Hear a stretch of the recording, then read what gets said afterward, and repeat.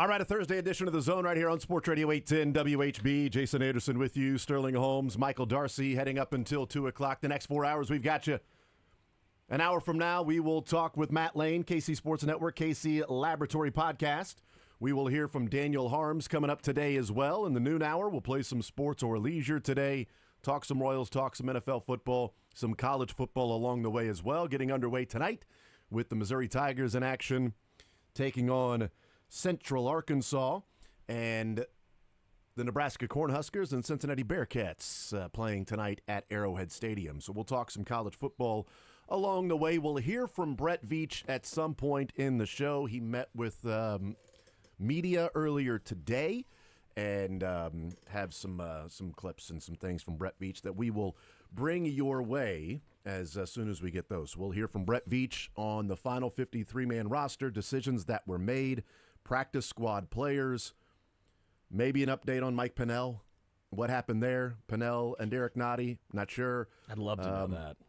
I think a lot of inquiring minds want to know. I think that is one of the biggest questions that we've had, the Rashee Rice suspension. I think it's pretty obvious that they knew something was coming down the pike when they keep 8 wide receivers on Tuesday, and Wednesday it's announced that he's going to serve a 6-game suspension to start the season. So that question was answered because, again, I joked yesterday about being Pepe Sylvia and trying to figure out the roster, how they keep 8 receivers, how they get Robert Tonyan back on the roster, and what's the move that they make. And I'm trying to figure out and do the math. Carol! And I go down to HR, and I talk to Terrell, and I knock on the door. I say, Carol! Carol! There is no Carol. Half the people in this office, they don't exist. It's a ghost town. So they knew something was up. That's why they kept 8 receivers, and the math ended up mathing because of that. Now they have 7 receivers on the active roster, which I want to get into at some point here in the first hour and talk about the 53-man roster that it is currently constructed right now versus just 2 years ago, versus 2023. This isn't a 5-year span, a 5-year look at the roster turnover. I want to look at a 2-year span of roster turnover. Ooh. In the middle of going to 3 straight Super Bowls, what Brett Veach and his staff have done. So we'll look at that certainly in the show today. We'll talk about the Missouri Tigers, Eli Drinkwitz, a couple of days ago, Tuesday, with the Eli Drinkwitz Coaches Show, talking about the starting quarterback, the update, what's going to happen. We know what's going to happen. We'll hear from, we'll play that from Eli Drinkwitz. We'll also listen into some takes from Get Up on ESPN this morning about Rashee Rice, about the Chiefs, what the reaction is from Harry Douglas and Dominique Foxworth and Booger McFarland, what their view of the suspension is for Rashee Rice. And D'Amico Ryans had a longer answer to a question about information around injuries. So we'll get into that today as well. 913-912-4810 is the text line. And again, sports or leisure coming up later on in the 1 o'clock hour. And then tonight, we've got that Nebraska and Cincinnati football game right here on Sports Radio 810 WHB for you. A lot of friends, a lot of Nebraska friends that are heading out to the game tonight. That is going to be a Cincinnati home game on the schedule. Yeah. But a Nebraska home game in reality. Yeah, I've talked to a ton of Nebraska alumni I think and every fans. every Nebraska friend that I have is going to the game tonight. Correct. They all ask me if I'm going. I'm like, why would I go? I'm going to watch my team play. I don't give a hoot. Sorry about the Cornhuskers or Cincinnati. I mean, I like both. I guess I have nothing against them, but it's going to be a fun game. It's also Arrowhead, but I just always laughed. I was like, you guys going? Yeah. Are you? No. No, I'm not. What? No. You know who the most excited person is? Scott Frost. No. Dylan Raiola. Oh my gosh. He's going to be well, actually, if they're the road team, do they get the road locker room? So he doesn't even get Patrick Mahomes' locker room. Oh, that must suck. No, is he going to get dressed in the Cincinnati Bearcats locker room just to be near the Patrick Mahomes It's not my fault that I look just like him and dress just like him and have a haircut just like him and sunglasses just like him and jewelry just like him and walk around just like him. That's not my fault that I look like him. Everybody's saying I'm trying to be him. I'm joking. I my have facial hair like him. Like, come no, on. I have no problem with Raiola. It's the best form of flattery. No, but that was absurd. Like, I mean, it's not my fault I look like him because you try. How pumped is he though tonight? He gets to play in Arrowhead. Oh, it's awesome. I mean, all of them really getting that opportunity. And Nebraska playing at Arrowhead for the third time in their history. It should be a fun game tonight. But it's just the fun dynamic of, K-State counted as a home game against Iowa State in Ireland. Yeah, and that was neutral site, and a home game for Cincinnati that will be packed. Well.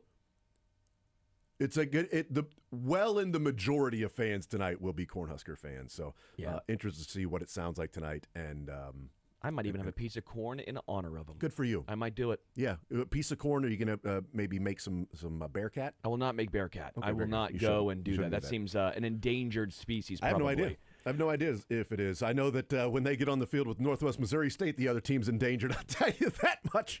Let's get into the show, shall we, Sterling? If you think I didn't wake my wife up with the Missouri Tiger fight song this morning, you're out of your gourd. Still questioning her decision-making. M-I-Z. Why'd she marry you? Quick as I can come up with it. Nice. I guess you're not a real fan. That was the you. I needed to end it with a you somehow. Not sure. All right, 913-912-4810 is a text line. I do want to start off with Royals because we do have a lot of football that we're going to get into today, and I think that, deserves talking about what the Royals have done the last two nights, and I don't care if it's the White Sox or not. I don't care. We talked about that. On Monday, this was a team that ends up losing that game, and we had the fact or fiction that if the Royals lost either Tuesday or Wednesday, that we felt like, well, that's just over. The season's over. They would be 4 games back. If they lost both of them, they'd be 5 games back. Yeah. It would be over at this point with the minimal amount of games that are going to be played, 20-some-odd games that are left, whatever it is. Somebody else can do the math, but you get the point. It's a month left of baseball to go. They're off today, off on Monday, which sets up well for the Royals because when you're playing the Tigers and a really good team, while they've struggled since winning the first 2 games of the series against the Royals, they've lost 4 straight, you should have your entire bullpen available for at least 2 of the 3 games. Yeah. I'm talking about Ersteg, Estevez, I like Schreiber. The combination of them, yeah. Ersteg. Yeah. Estevez. Yeah, Estevez. Schreiber, whoever else, right? You should have your full allotment of bullpen guys, the main ones in the back end, that if you get to the 8th and 9th, you should feel comfortable to be able to go to Ersteg and Estevez at least 2 of the games. Hopefully you're in that position to do that because you're off today and then you're off Monday. So hopefully the game flow ends up that you have a chance to do that. But it sets up well in that you have a rested bullpen and then you can rest again on Monday. So from that standpoint, we'll see what happens this weekend against Detroit. They've got the Angels starting on Tuesday, then the Minnesota Twins. So this 9-game homestand is a pretty crucial homestand because we know it gets tough after that. They are 3 games behind the Seattle Mariners. Mariners won the game last night or yesterday afternoon against the Padres. They play the Guardians this weekend. So an opportunity for the Royals, but again, they're playing the Detroit Tigers. So 913-912-4810. Text says, imitation is the sincerest form of flattery that mediocrity can pay to greatness. I like it. I don't know what it means. It sounds really good, though. It sounds classy. It sounds like a really awesome quote to put out there. I couldn't really follow it, but it sounds good, though. I will give the texter credit for that. Robert Frost or Scott Frost? It's Herbie Hancock, actually. Oh, okay. Yep. Oh. 7 straight batters reached base in the 5th inning, tied 1-1 after the Salvi home run with 2 outs. By the way, Salvi's home run was so far outside. I took a screenshot of it. It is, of course it was so far outside. You look at, the only shocker is that it wasn't that far outside, and then he hit it to left field. You saw that was the only surprising part. Is that you it look at wasn't the pulled. catcher almost like pulling his left arm out of socket to try and catch the ball, and Salvi just dumps that to right. Oscar Wilde, the quote there.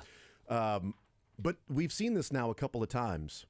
We saw this on Sunday against the Tigers, against Jack Flaherty, when they had the 2 outs and they scored 6 runs with 2 outs. That was a game that they ended up having to score a lot more runs because of Lugo's rough outing at that point. But now we saw this again where they are living up to the moniker that we love and we talk about and we bring back because it's great memories of keep the line moving. And that's what they were doing last night when 7 straight guys reach base with 2 outs. And they break the game open 8-1. They win 12-1 when you've got a position player pitching. Yeah. And I was embarrassed for the White Sox last night. I was embarrassed for the White Sox as to how lazy they were playing.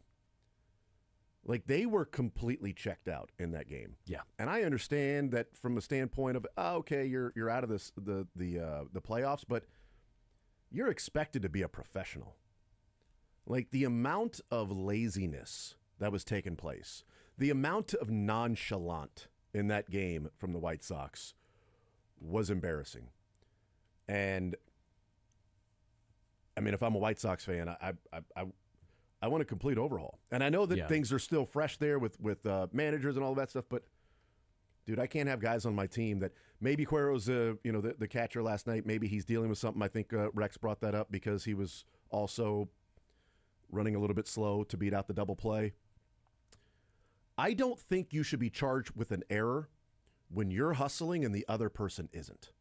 The only reason Massey got charged for an error, this is true, the only reason Massey got charged with an error is because he was going to stop at first on what should have been a double.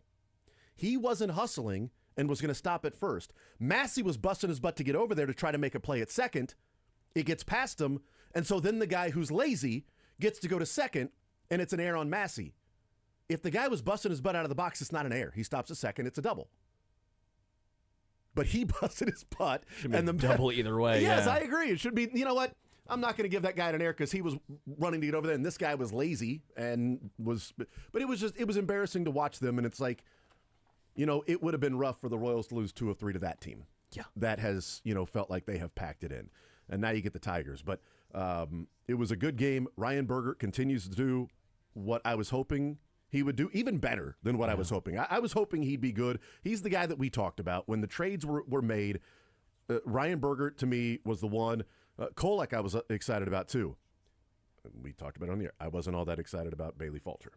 I thought some of the underlying numbers were showing a massive regression that we're about to hit, and he was sort of living on the edge in Pittsburgh with the numbers that he had that were the literal numbers versus the underlying numbers that were saying a little bit of this is smoke or a lot of this is smoke and mirrors, and there might be a regression coming back. So I wasn't as excited about Bailey Falter. I get more excited, oddly enough, with this regime when they bring a pitcher in because of what they can do with them. So I think there's always a level of, those underlying numbers aren't great, but maybe those underlying numbers can get closer to matching the actual numbers with Sweeney and Bove. Yeah. So there was an element of waiting it out and being patient and seeing what Bailey Falter can do, but it hasn't been great. And Ryan Berger has been really good. And there's nothing wrong with the trade that helps both teams. I'm more of a fan of the trade that helps your team, and I don't care what it does for the other team. No, I do not care. If you win every single trade, that's great. It's like, oh, no, the best trades are when both teams win. Sure, as long as your team is winning in the trade. But I think the best trade is when, you give up nobody for Junior Caminero. I'll say those are the best trades. Win-wins can be good for the long run because then that team is more likely to trade with you in the future. It's their fault if they were the ones that were dumb enough to trade for that guy. Correct. It's like, but then they might go, I don't want to get fleeced again. I don't want to get fleeced again. Like when the Rays would trade you somebody or they're trading for somebody in your and organization. Like, I Hold know. On. Why do you want this guy? We don't like this. We don't think this guy's any good. Why do you want him? It's interesting. I'm not saying that that's what the Royals felt about Berger, but both teams have won from that trade because Freddie Fermin has been good for the Padres. And helped the Royals because he came through and walked off the Mariners. Yes, with the great bunt that he laid down there. So it was great. But Ryan Berger has been better than advertised, and it makes a little more sense why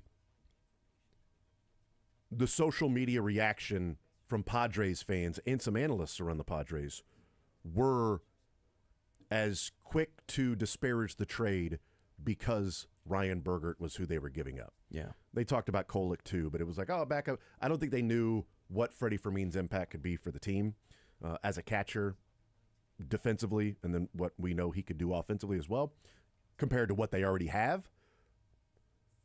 I don't always pay attention to the social media reaction, but I thought that was interesting when it felt as universal of, why are we giving up Burgert? Not I wouldn't give up Burgert alone for you're giving up Burgert and Kolek. How are you giving up Burgert? This guy. So there was an excitement there because of those fans watching it, and the guy he just knows how to pitch. Like, the guy just goes out there and pitches. He doesn't have to have the 98, 99 miles an hour on his stuff. And that's where I think the Royals have found their niche in their pitchers, in that they are not trying to go for the 100, 102, 103, which is fine if you get that. But find the value in the market, Moneyball. I constantly say, Moneyball, people think Moneyball was only about on-base percentage. No. Moneyball was about on-base percentage was the value in the market at that time, that people were not putting the correct value on guys that did not make outs. The Royals figured out in the mid-teens, people were not putting a value on high-end relievers to what the impact could be on high-end relievers. So the Royals found the inefficiency in the market and took advantage of that. And I think there's an element of what they're doing now with Waka, Lugo, Noah Cameron, Chris Bubich, and Ryan Burgert. There's your Cole Reagans that has great stuff, right? There's some guys down in the minors that you feel like have some really good stuff. But they're going for guys, pitchability, movement, and not necessarily 98, 99 fastball, because that's, one, expensive, and two, breaks down. I know that Chris Bubich has been injured the last couple of years, so that's kind of a rough one. But I would say more often than not, some of the studies that are coming out that people are looking at that are saying the pronation and supination is not as hard on the elbow as the max velocity that we're seeing, with that being different. Remember back in the day, it's like, don't let your kid throw a curveball. Yeah. Oh, you're terrible. You can't let your kid throw a curveball or any other pitch, fastball changeup until they're like 20 years old. Okay, well, what if fastball changeup is max velocity all the time, constantly max velocity, putting that? Now they're seeing the stress on the elbow by max velocity, spin rate, and everything, as opposed to pronation and supination, which doesn't necessarily mean it's great to go and do that, but we're seeing max velocity break down a little bit more than the pitchers that are movement and sort of working mid to low 90s with different pitches. We're seeing the max velocity guys blow out more often. And I think the Royals also understand that they can't have a guy on their roster with $15 million in a salary that's sitting on, the IL. Just teach knuckleballs. But Ryan Burgert, as a guy who's averaging 93.4 miles an hour with his fastball, which, again, it's hilarious. You look at 15 years ago, that's a good fastball. You look at now, average right-handed velocity is 95. 95, that's a mile and a half less than average fastball for a right-handed pitcher. Lefties are still down there. But his batting average against the fastball is 183, and folks are slugging 301 against it. So you don't have to be a guy who throws 98 to have a effective fastball. And again, I don't always like going back to this because it almost feels like we're picking on him. But like Carlos Hernandez, right? Yeah. He threw 98, but folks raked against it, right?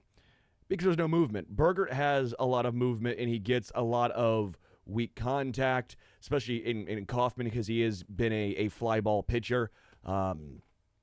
His slider sweeper combo is outstanding. The changeup has some work to do as far as what's been done against it this year. But yeah, man, Ryan Burgert has been, and yes, you and I were the same page. That's the guy that we tabbed as the marquee move. I was a little higher on Bailey Falter as a back-end starter, as a 5. I thought it was fine. Yeah, I thought it was fine. I thought it was fine, but I was a little worried about the numbers. Sure. The actual numbers matching what the underlying numbers had said that would more than likely happen. Yeah, I understood the move, but yeah, Ryan Burgert was the guy. He's 25 years old, and he's already doing this.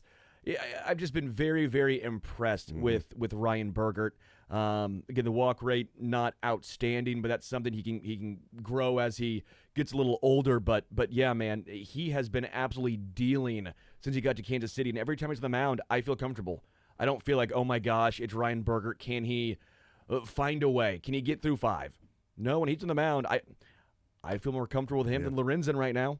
Yeah, I'm with you on that one. We'll take a timeout. We'll come back. We're going to talk some football today, certainly. But on the other side of the break, we'll ask the question, do the Royals have somebody on their team right now that they should start the discussions with about extending? And I don't think it's the guy you're thinking of. That has been the main conversation for the last couple of weeks of do you extend him or not. I'm looking at somebody different that maybe they should look in the mirror and start a conversation right now before the offseason. We'll get into that next.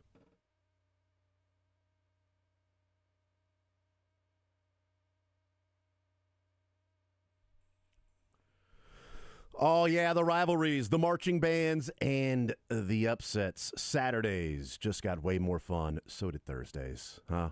And Fridays, because college football is back, baby. If you think you know the game, well, then put your knowledge to the test with DraftKings Sportsbook and turn your picks into big payouts. Live betting, rivalry week odds boosts, and more. DraftKings Sportsbook has everything you need to own every Saturday, and maybe tonight you can own that as well with Nebraska and Cincinnati, with the Missouri Tigers taking on Central Arkansas, and some of the odds boosts that can come with that at DraftKings. And here's something special for first-timers. If you have not signed up at DraftKings, well, they're taking care of you here. New DraftKings customers, bet $5, you get $300 in bonus bets instantly. You know how much you can get out of those bonus bets? Here, you take some of that bonus bet money, put it on Holmes to win MVP. Thank me later. You know, that's you know what that is? That's an investment. That's like putting it into your 401k. You'll get that back in February. Much higher than what you put in. All right, that's a guaranteed lock of a century, of a week. Download the DraftKings Sportsbook app and use code 810WHB. It's code 810WHB for new customers to get $300 in bonus bets instantly when you bet just $5. In partnership.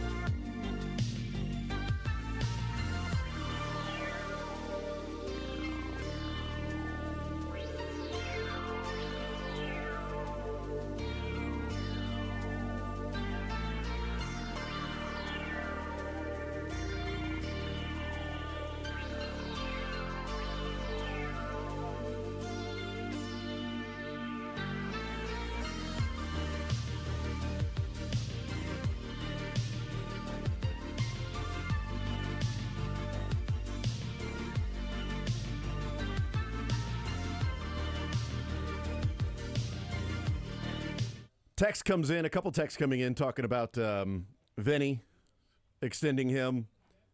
Also, Michael Garcia. Maybe that's the one that's under the radar as somebody that they should look into extending and talking contract before the offseason gets here. I think that's a good one, certainly.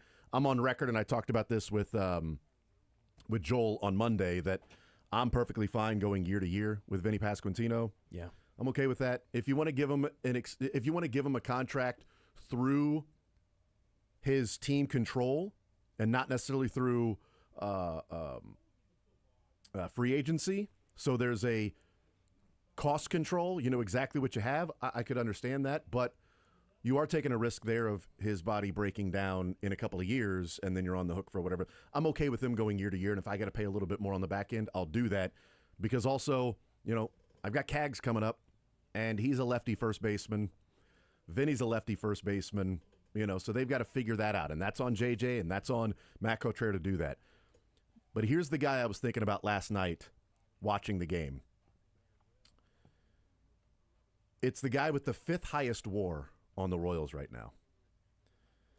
It's the guy who's OPSing over 950 right now for the Royals. I think the Royals, J.J. Piccolo in the front office, should approach Mike Yastrzemski and ask about his interest in staying in Kansas City for a couple more years. As the lefty platoon in the outfield, right field, left field. If he plays right field, I think he could play left field. The guy's been around baseball a long time. I know it's not easy to do that, just to switch back and forth. But, you know, if that's what they need him to do, and be a lefty-righty platoon there and be a leadoff hitter for this team the way that he's been leading off, I'm not saying he's going to continue to OPS over 900 for this team. But what I wonder is one of the toughest ballparks to hit in, that hitters talk about, you know, it being a non-hitter friendly park, especially for left-handed hitters. That's what makes Barry Bonds so amazing, is at Oracle Park in San Francisco. This year it is rated as the 27th out of 28th hitter-friendly ballpark. Which are the two that are not? A's and Rays. They haven't included the minor league stadiums this year. So A's and Rays. Last year it was 24th. I think, in being hitter-friendly. It was kind of the conversation they were having about Devers going to San Francisco. Are his numbers going to stay the same? It's a tough place to hit for lefties. I wonder if Mike Yastrzemski's out of San Francisco. Not that he didn't like the town or the organization, but out of the ballpark, and it's like, what's everybody so upset about Kauffman? Yeah. Kauffman's like the 4th or 5th best hitter-friendly ballpark. I know the fences are back, but I ain't a home run hitter. I've hit them if I get a hold of them because I've got a smooth swing and I can, you know, body transfer weight and connect and barrel it up. But that's not necessarily my game. I'm getting on base. I'm putting the ball in play. And there's a lot of grass out there. A lot of grass to cover in right field as I, you know, play as well. But it's viewed continually as a more of a hitter-friendly ballpark as opposed to San Francisco. That is tough. And I think the Royals should examine and look at it. If they're willing to do that with Michael Wacha, certainly Seth Lugo, they did that middle season, right? Walk in the offseason, but Lugo middle season. I think Yastrzemski's a guy that you approach and go, what do you think about the organization? 2 years with 2 years, $19 million, and a third-year mutual option that would be $1 million to buy out. So it's 2 years, $18 million, with $1 million buyout on the third year. So you're paying him $9 million per year the next 2 years. He's making $9.25 this year. Maybe it can be 2 years, $17 million. Maybe you get him for $8 a couple of years. I don't know what he'd be looking for on the open market. No idea. But he might be a guy that I would be looking at and saying, you know, what's your view of Kansas City, and do you like it here, and would you be willing to hang around? I mean, this year he was on a 1-year, $9 million contract. Yeah. One for 9.2. Yeah. The issue is he's 35. Oh, of course. I'm not giving him a 4 or 5 year contract. But do I think if... I'll give him a 1-year extension. But would he take a 1 year extension right now? Yeah. Or say, I'm going to finish the season and then I'll go and be a free agent, test the market, and maybe get a bidding war. One in a mutual option for... But you start getting a little wary at that age But it's only 2 years. The worst, if he struggles next year, then in 27 you've got to eat whatever's left. Then of it's the $9 Renfro. million. It's the Renfro deal. It's the Renfro deal, but you're getting more out of Yastrzemski right now than you ever got out of Renfro at any point in time in any stretch of baseball. Agreed. You know But what I mean? the one pushback is, and this is nothing against Yaz. I mean, he's been phenomenal. He's been outstanding. He has been great. But it's also been 87 plate appearances. Oh, I agree. Yeah. I don't know about a guy who looked like he was really on a downturn this year in San Fran, where he was really struggling. Looked like he was, he looked old. He looked like he was 35, and I know he was technically actually very 34-ish, but now he's 35. But it looked like a guy who was in the decline. And you're right. Maybe he's revitalized coming to Kansas City and different ballpark and all that stuff. I just don't know if I'd be willing to do a 2+1 contract. But it's not really. It's just a 2-year. 2-year deal for 87 plate appearances for a guy who looked, before he came to Kansas City, Right. That he was on the decline. Right. The question is, for the Royals, do you think this is just a hot stretch? Do you think this is... I don't think he's going to OPS 959. Well, I agree. Right. Hot stretch is different than, he's out of his mind hot, and MJ Melendez for a month, who OPS 900, was the best he would ever be, was OPSing at that for that month. Yeah. This could be the best that, Yastrzemski can ever be, except for the fact that he played in 2020 in a shortened season and OPS'd at 970. But that's Shortened season. 2020 also. Right, I know. Shortened season was 54 games. He's played 24 games with the Royals at this point. He OPS'd at 770, and then he had a 2022 down at 697, then 775, 740, 736, and then he was OPSing 685 with the Giants before coming over to the Royals and OPSing at 959. Again, I don't think that's going to continue, but if you're the Royals and you say this is a guy that we feel like, what's the market for him as a free agent? Because clearly the market for Seth Lugo as a free agent was not what they gave him. It was going to be a little bit more than what, and Lugo took a quote-unquote team-friendly deal to stay around. And maybe Yastrzemski says, you know what, maybe I don't want to go into the offseason and not know where I'm going to be playing ball next year. Or maybe I go into the offseason, I want to test free agency, but I'll continue to come back to the Royals, see if they'll match. Maybe they won't, and now I'm going to the team that's going to be the highest bidder. Okay, well, do I want to end up in Chicago playing for the White Sox, like a Benintendi type thing? And that's where you go because it gives you the most money. It's like, okay, well, they gave me 2 years and the most money, and it's guaranteed dollars, so I'm going to take that deal because I'm, now 35 years old, 36 years old. You'd be getting him for his 35 and 36-year-old season, and because this is his quote-unquote 34-year-old season. Yeah. So you'd be getting him for his 35 and 36-year-old season, with $1 million buyout for the 37-year-old season and a mutual option. But, it's not, 1-year deals are not terrible. 2-year deals can be bad if you overpay crazy amount and you've just got to eat that dollar sign. Like, eating half of $9 million isn't ideal. But are you going to be able to go out and find somebody to play one of the corner outfield spots wherever you end up putting Jack Caglione next year? Sure. And there's also the possibility, and we at least have to acknowledge this, I don't think this will happen. Don't even say it. Don't even say it. There's a possibility that Cags looks like the next couple of years what he's looked like so far. Don't. Well, I'm just saying there's a possibility there. No, zero. And if you go into the season saying we are banking on Cags being a 35 to 40 home run season as our right fielder yearly, and he looks like this, and he's a high strikeout guy and runs into one every once in a while and is batting 200 with a lot of strikeouts but not the power, and it's like, okay, well, we're not getting what we thought. Boy, it'd be nice to have that left-handed hitter platoon guy that was, OPSing well and leading off for us. Sure.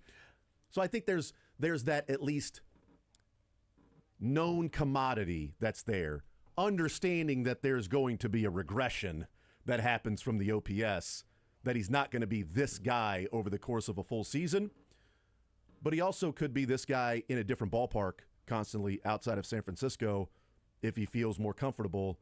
That's also part of the entire package of Yastrzemski. I will say this.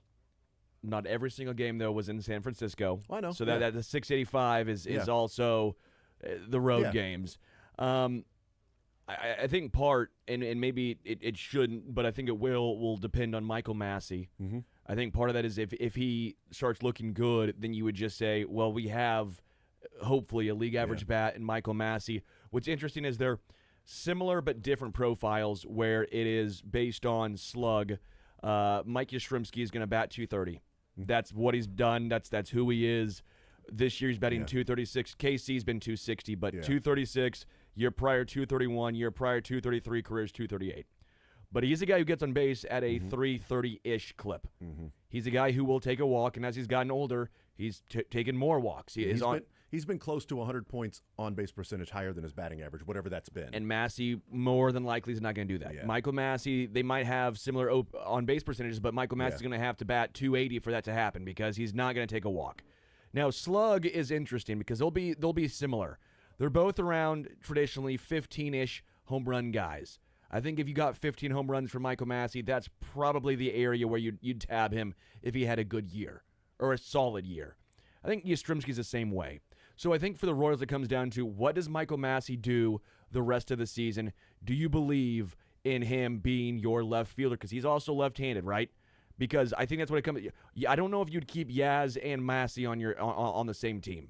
I don't know that you would do that either because you also have Isbell lefty, Vinny lefty. Well, that's the thing. You're lefty Cags heavy. lefty. You're lefty heavy.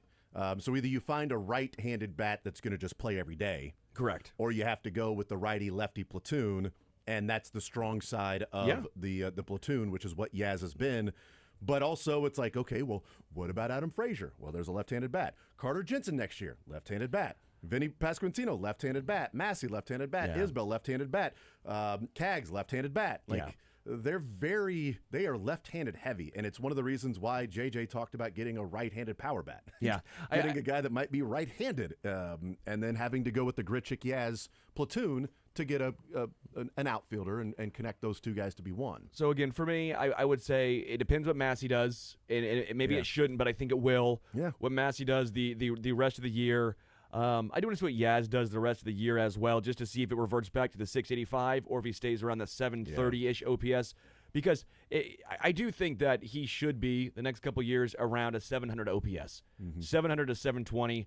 That's where I think he should be able to pencil him in. And for this Royals lineup, if he's either batting leadoff against righties getting on base, or if you drop him down to 7 or 8, if he struggles a little bit, that's still better than a John Rave, better than a Nick Lofton, better than what you currently have seen from a lot of these. Yep. What can these quad A players do? So, again, it's not my money. If they want to spend maybe a little more and take a risk on an older player, again, you always have the Hunter Renfroe situation, I think, in the back of your mind. But I don't hate it.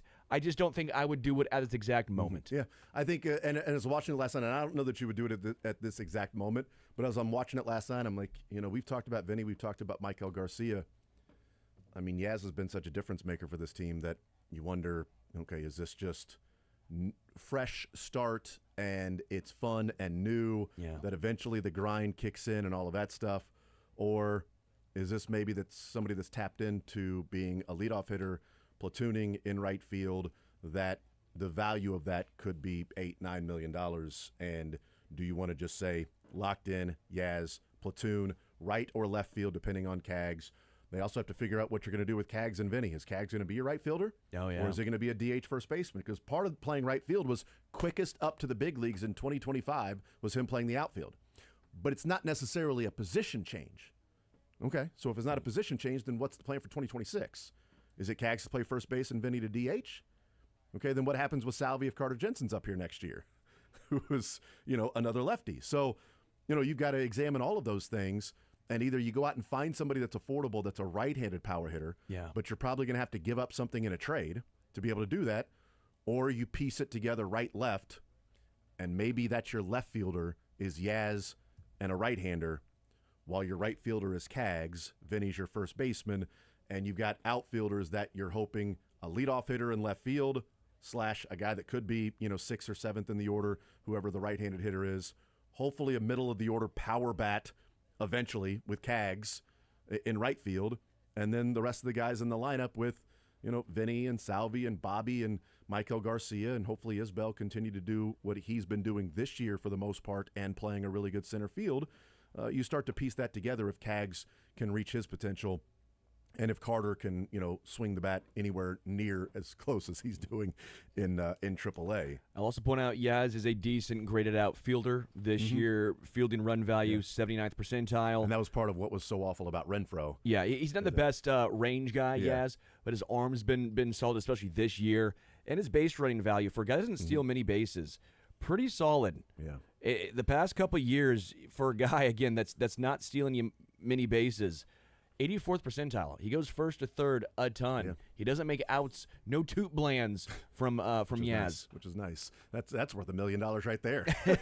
Now you're just upping the value of him. All right, we'll take a timeout. We'll come back, continue rolling. More Zone next.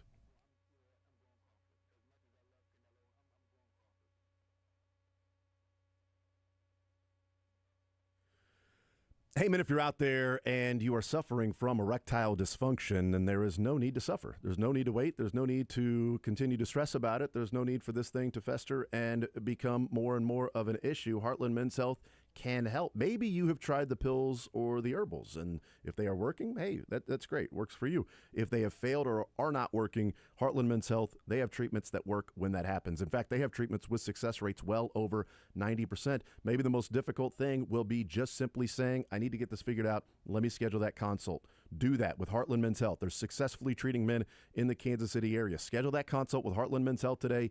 Your initial visit is only $99. That includes the medical consult, a licensed medical provider, a T, and that PSA test. And if medically advised, you get a test dose. And if the test dose doesn't work in the office, you don't pay a dime. If it does, then you are on your way to figuring out what's going on. They've got an expert staff with 3 locations to serve you: Overland Park, Independence, between Blue Springs and Lee Summit, and North Kansas City. Call them today at 844-447-6600. Tell them you heard about it right here on Sports Radio 810 WHB, 844-447-6600, or visit heartlandmenshealth.com.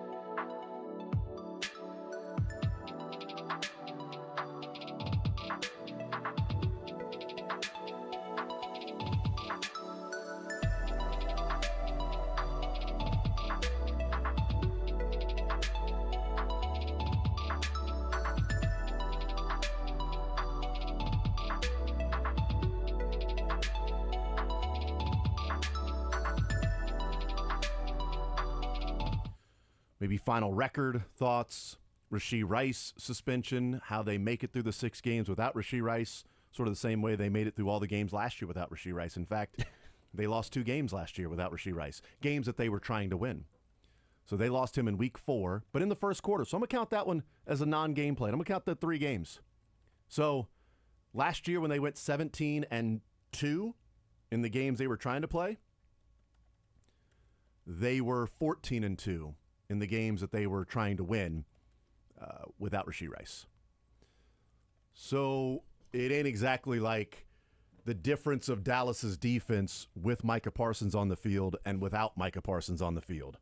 Some of those numbers we've seen with expected points per play and the DVOA with Micah Parsons on the field and off the field, and it's like one of the top 5 or dead last when Parsons is out there. That's not been the case with Rashee Rice when he's been in the game or not. They were able to win those games. It wasn't as easy, and so maybe that's where you look at and say, without Rashee Rice, they've had to find ways to win some closer games because the offense wasn't as fluid and didn't feel like it was as connected and as easy to drive down the field and score points than when he was in there. But they still showed that it wasn't the death knell without Rashee Rice. They went 14-2 last year without him. Well, and the Buffalo Bills game in the playoffs was a huge example of that when you have Hollywood and Xavier Worthy. Right. So I do expect to see, it's not going to look the same. And Rashee Rice, I do think, is the X factor for the offense and all of that. But do I still think they can be above league average without him? Hell yeah. I'm still all in on this Chiefs offense. Because without Rashee Rice, it's like, okay, you got Xavier Worthy. Well, how to use Xavier Worthy? Well, we can't block well. Well, okay, how to use Xavier Worthy? Well, we got to use him over the middle or behind the line of scrimmage. If you block well, you can use him down the field.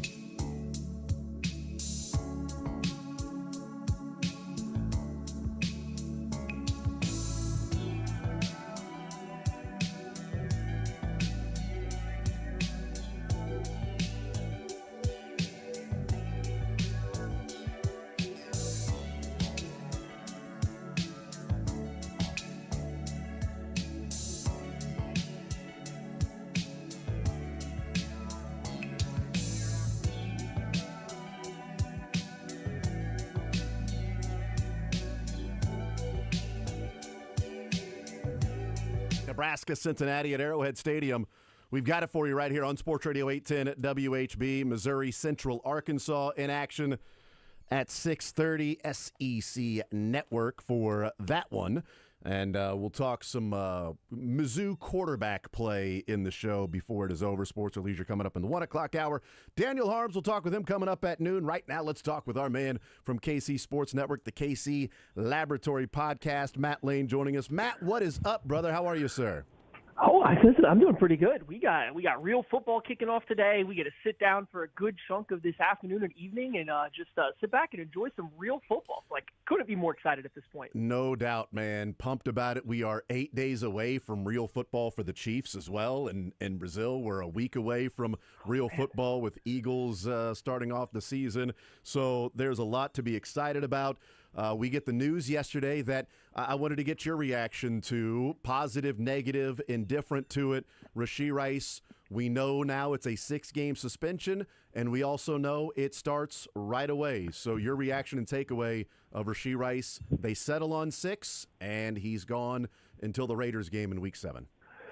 Yeah, 6 games is about what I would have, said I expected as of a few months ago, like when we were kind of anticipating this coming this year. So maybe it's a little bit on the higher side of what I would have expected, given some of the other incidents that have at least been close to what happened with Rashee Rice. But by and large, this is within the realm of what I think was reasonable, especially given, hey, the NFL's an optics league, and the optics of the Rice situation, especially being on video, not great. So this was probably what it was going to be. As far as the timing, I am of belief that I would rather it just get done and get out of the way. I would understand it's the harder part of the schedule, but if I'm running a team, I would rather my team not have to make any major adjustments or breaks during the final home stretch towards the playoffs, get the suspension over, and then we have the next 10 weeks, the next 10, 11, 12 weeks to get prepared for the playoffs and be at our best. So I like the structure of this suspension if I were to be running a team a little bit better than that mid-year thing that was floated around. Well, and, I talked a couple of Mondays ago about, the information that I had in the conversation that I had with somebody close to the Rashee Rice camp and their thought process. And they were what I got was they were pretty strong and committed in they are not going to settle for Roger Goodell's, what they said, extreme and unreasonable double-digit games. They felt like they had a strong case, and they were willing to go to Sue Robinson. But I was also told in that conversation there was a fear within the side of Rashee Rice's camp that this thing was going to really drag on because they felt like they were going to win or at least be more in their favor, and then they knew Roger Goodell was going to appeal. And then that appeals process was going to have to play out. And there was a concern that it would last a long time, but they were willing to take that before they settled for 10 games or so. And even if Roger Goodell would have won in terms of the number of games that Sue Robinson would have given, the Rashee Rice's camp was then going to appeal. So this thing was going to be fought and played out. And I think, cooler heads prevailed ultimately. I was also told yesterday, last night, in conversing, that now, Matt, this is from the Rashee Rice side. So take this with a grain of salt. I am not trying to color it one way or another, just presenting the information. I was told that the push to get it done and accept 6 games was more Rashee Rice's camp rather than the NFLPA saying, great, 6 games, we'll do it. Now, again, that's, the NFLPA may come out and go, no, Rashee Rice wanted to. I'm just saying what I was told, the same thing, as a couple Mondays ago when I gave that information. Last night I was told that this was more Rashee Rice's camp that was emphasizing, let's get this done, let's get it over with, and we don't need to fight this thing out. I'm willing to take a couple of games more than what we were going to fight for. Yeah, and everything we've heard seems like the NFL really, really wanted to make some kind of major statement here. Which is, I think, theoretically is fine. Obviously, what Rashee Rice did was really, really bad. The whole thing was obviously a terrible thing to do. You don't want that to be allowed. And the way the current, NFL verbiage is and everything, it doesn't explicitly say, like, hey, if you go street racing and cause injury, you're getting a certain amount of games. So I do think that they really wanted to make an example. But from Rashee Rice's side, you can look back at other cases that, again, are similar. Not the exact same, but similar. And, you could make a case that 6 is probably a little too much given that, right? But if it is true, and I'm not going to sit here and say it is one way or the other like you were saying, I think just trying to get it done and 6 games being not just palatable is the wrong word, but being what seems like pretty reasonable given the other, infractions and what their punishment have been around the NFL. It seems reasonable. Good. Go ahead and get it knocked out with. I am with that word coming in from Rashee Rice's camp. Let's just, if it is an extra game or two, let's just get it taken care of so we don't prolong this into the middle of the year. And that way you kind of have to snip, snap your entire offensive structure around when he's there and when he's not. Yeah, I think reasonable is the appropriate word because that's what I had heard a number of times before when the talks broke off. It was no, it's unreasonable. There's just it's not happening. Okay, and now they got to what was a more reasonable number of games. That okay, now we can actually have a conversation since you're not being just combative and saying it's double digit and I'm not gonna relent and give in to anything less. And eventually, the phones were picked back up and smart people, got this thing done. What's the Chiefs' impact, Matt? Let's talk about it from the standpoint on the field. He will not be there the first 6 weeks. There are some big games in there. We know that, which was the conspiracy theory as to why the NFL was totally okay with Rashee Rice playing the first 4 games. Dummies. He'll miss those games. I do love, Matt, all the think pieces and people walking that back. It was really cool of everybody coming to the table and saying, I was wrong. Oh, wait, I haven't seen that yet. That's fine. But what's the impact with the Chiefs? How do they get by and run their offense now that they know 6 weeks will not be Rashee Rice? Well, I mean, it sounds like from what I've been told from people that, get to go and ask some questions and talk down at Chiefs camp, the Chiefs had been preparing kind of all offseason to not have Rashee Rice to start the year. They were running their practices and camps and stuff and doing some of their real work and their walkthroughs without Rashee Rice as being a main focus because they did assume at some point in time, probably earlier in the season rather than later, that he would be gone. So I think that they've been preparing for this, and they just played the majority of a whole season without him. So they at least have a baseline for what their offense is going to be. I don't think you will have to see some massive adjustment period. That said, from what we have seen from Rashee Rice coming back this preseason, from how he started last year, it's certainly going to be unfortunate not having him on the field to start the season because, he looks to be picking up right where he left off, which was the clear top option for this Chiefs offense last year before he got hurt. And it's unfortunate to not have that guy, but you have an extra year of Xavier Worthy. Hopefully you have a healthier Hollywood Brown this year. You have Travis Kelce, who does appear to be in significantly better shape than he was last year, which should allow him to be more effective. The offensive line looks better.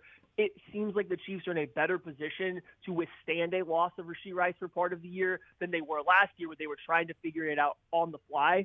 So I don't know if you watched the Chiefs this preseason and you were looking at it like I was, and hey, that might be the NFL's best offense again. There is clearly a path for it. It might just take them until the middle or latter half of the year to get there once Rashee Rice is back, because he does have that kind of impact for them. It will take week 7. This is so crazy. From where we were a year ago when training camp started in 2024 to August 28th of 2025, it will not be until at least week 7 of the NFL season this year before Rice, Hollywood, Worthy, and Kelce can be on the field at the same time more than one specific snap in a preseason game. It's just unreal to think of what we talked about, how good the offense can be if you put all of those guys on the field, right? You go a 3 wide receiver set, 11 personnel. You got X, you've got Hollywood, you've got Rashee Rice, you've got Kelce and Mahomes, and let's see what they can do. And it was a, 15-yard gain? They averaged 15 yards per play, I think, with those guys on the field at the same time. It was just one snap. It is unbelievable going back to the beginning of training camp in 2022 when we were like, look, the offense is back, to now we're like, it's going to be at least week 7 before we may actually get to see this thing deployed in what the visions last year in the offseason were for the Chiefs. Yeah, and it's coming.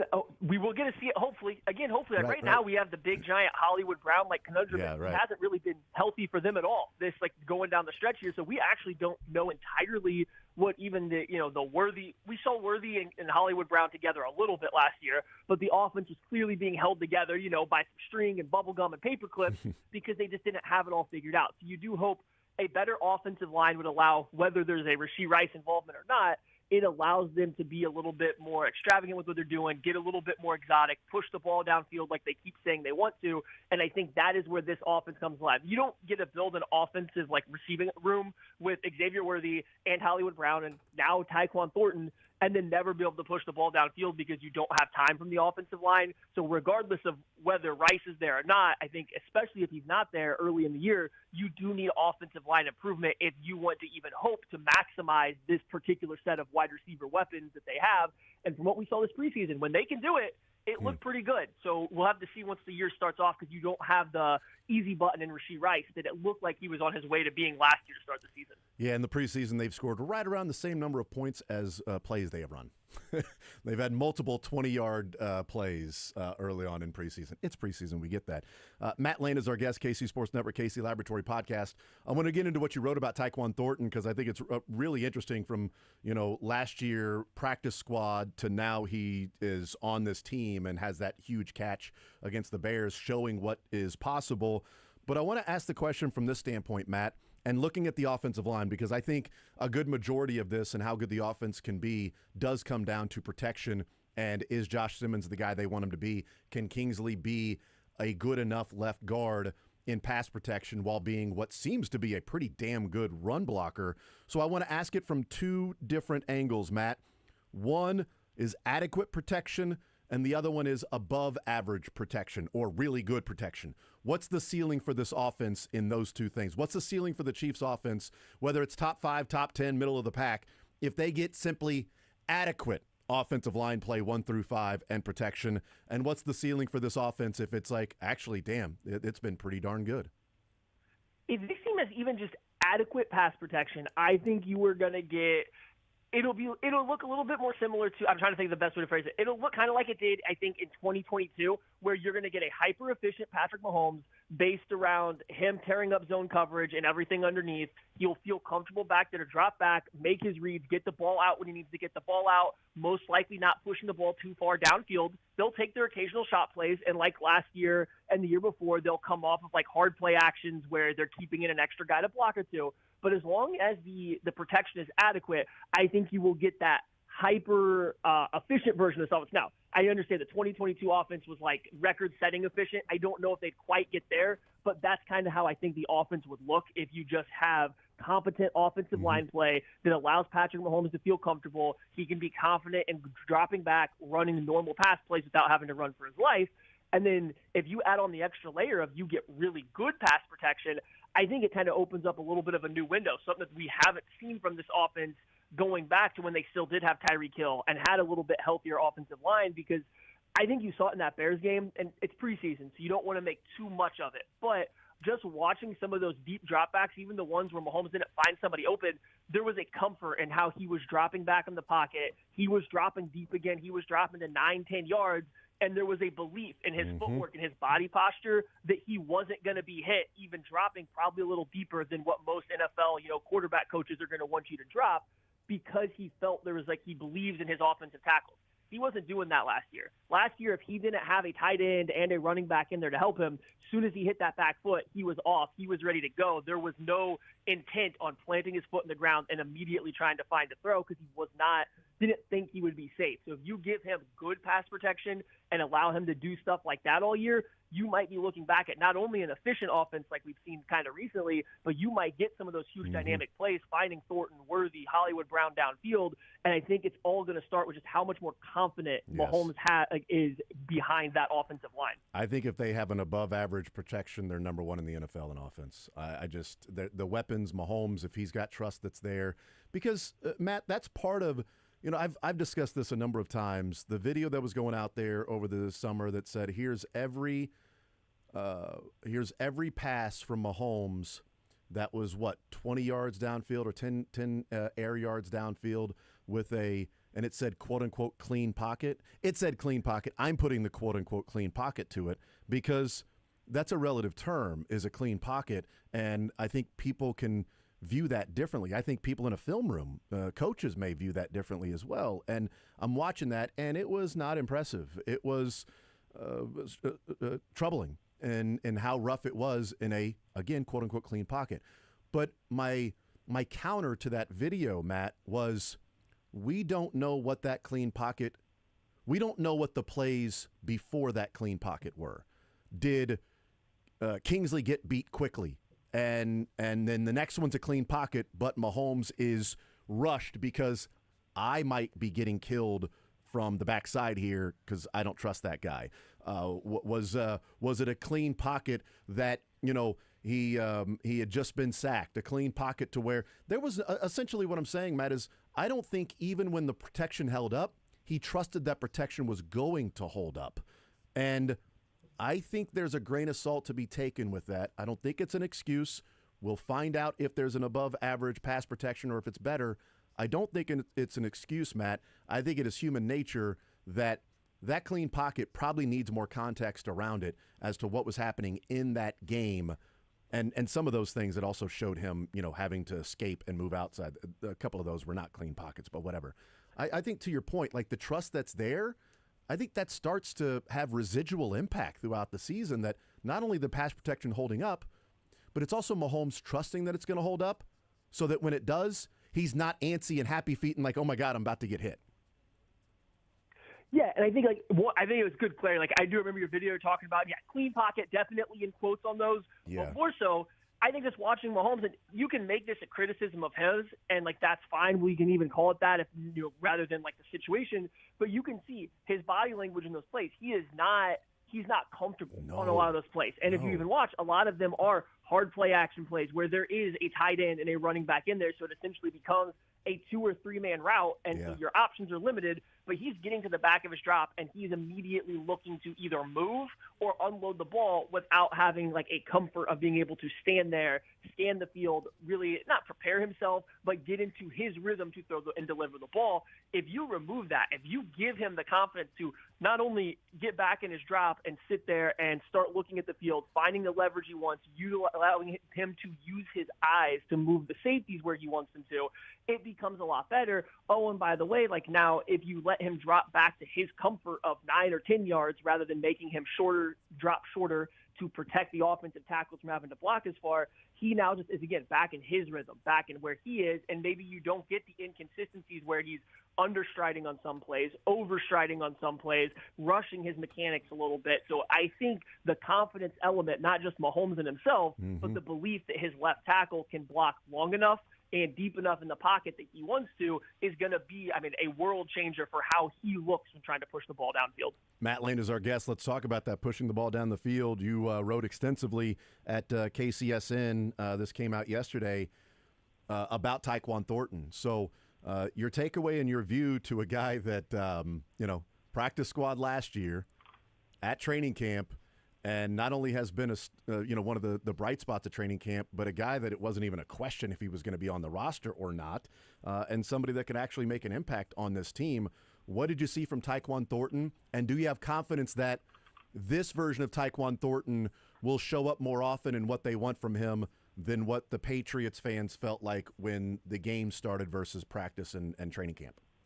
Yeah, I think he had a very strong camp in preseason. We all got to see that as fans, whether you went out to St. Joe or we're just watching the preseason, the clips. He obviously had a really strong showing. We all can see that. But what it is to me is it sounds like from listening to people there, he just made himself too valuable to ever even be on the bubble. And when you look at what the Chiefs have been missing, they had MVS on this team for a long time. They had Demarcus Robinson on this team for a long time. Byron Pringle, the list goes, Justin Watson, the list goes on.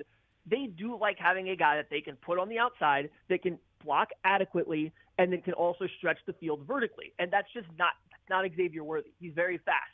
He can win downfield. He just struggles to do it on the outside because of the size. He can't, never going to be a good blocker at 180 pounds on a very, very, very, very good day in a couple of years, right? That's not Hollywood Brown either. So they needed somebody in that type of role. And Tyquan Thornton, regardless of anything else, makes sense in that role. He's gotten a little stronger since he's gotten the NFL. His releases off the line of scrimmage, his hand usage is good. And then, what I found when looking this up, he's right up there with Tyreek Hill and McCole Hardman for the fastest recorded time for offensive players over the past 5-6 years. And it was in this preseason where he went 21.54 miles an hour. I would assume on one of his go routes. I'm guessing the catch against the Bears. And so he's right up there with some of the literal fastest offensive players in the NFL.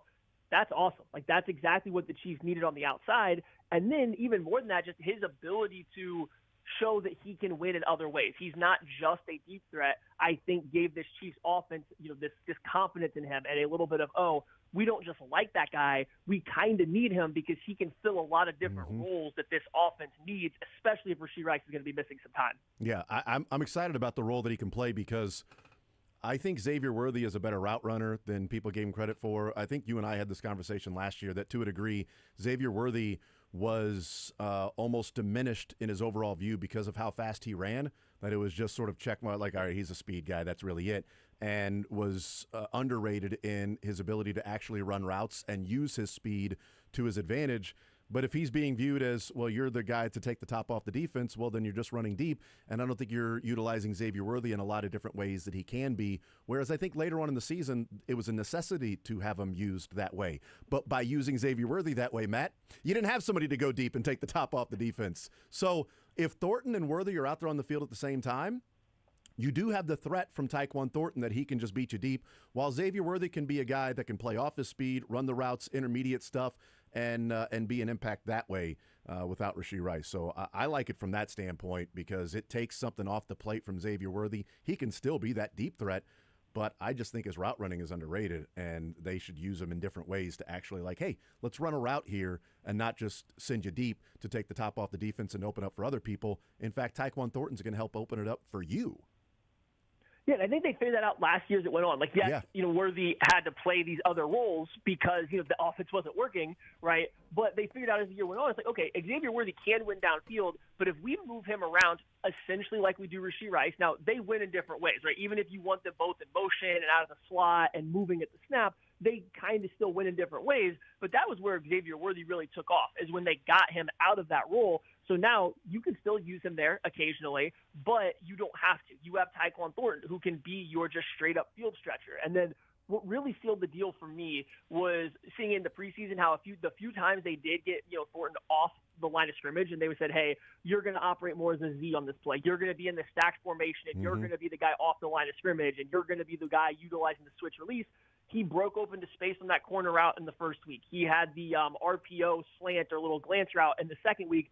He was showing that he's not just a guy that's going to run these go routes, that they can actually use him as the guy they are trying to scheme open on some of these like out or in breaking routes. And that's kind of what they were doing with Hollywood Brown last year when he came back from injury. They didn't really utilize him on the line of scrimmage. They didn't really utilize him on crossers. It was more of hiding him off the line of scrimmage, allowing him to break to open space, utilizing his own speed.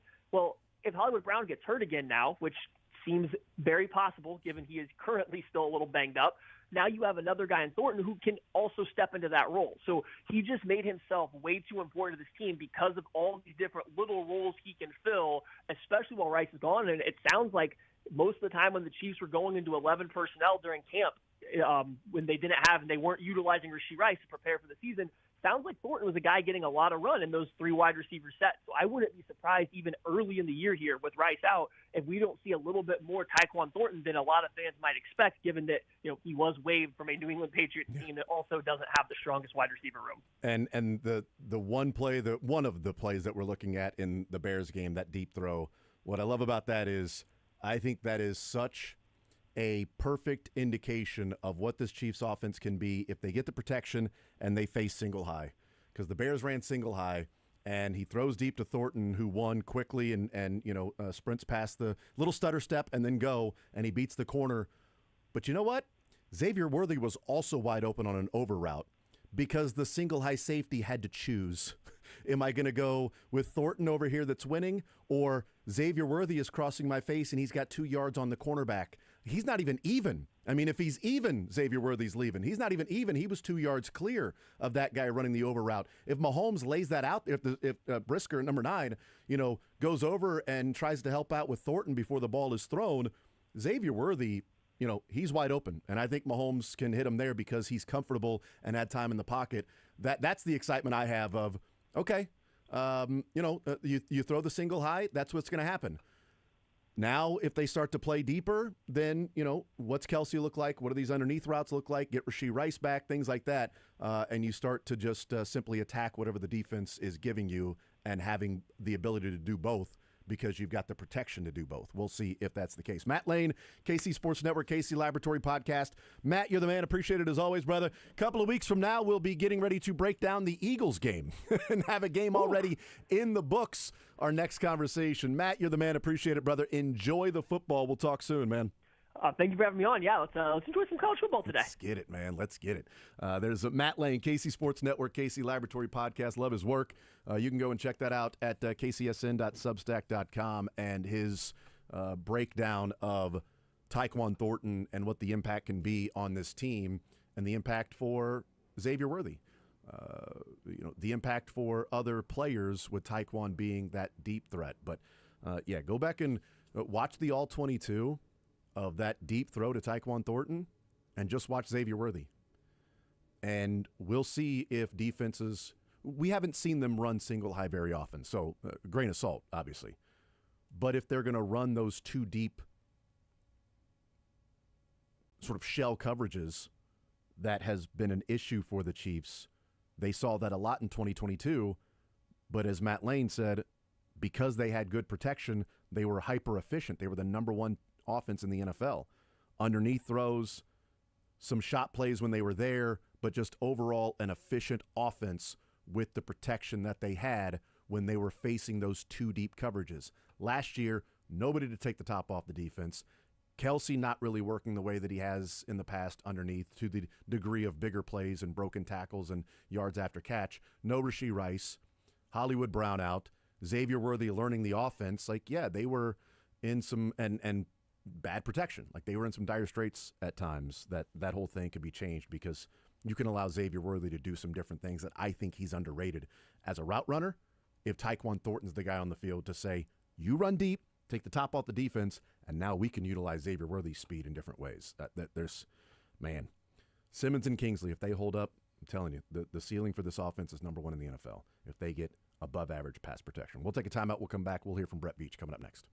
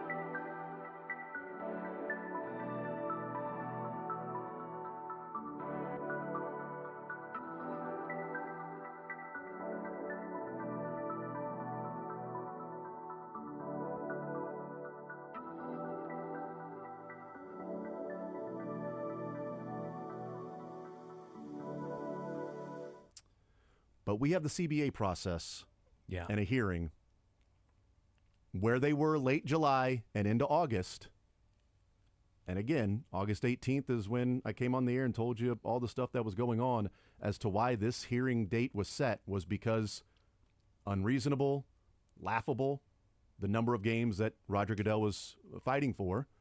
And as Brett Veach said, late July and into August, at that point, Rashee Rice is going to be there game one. Yeah.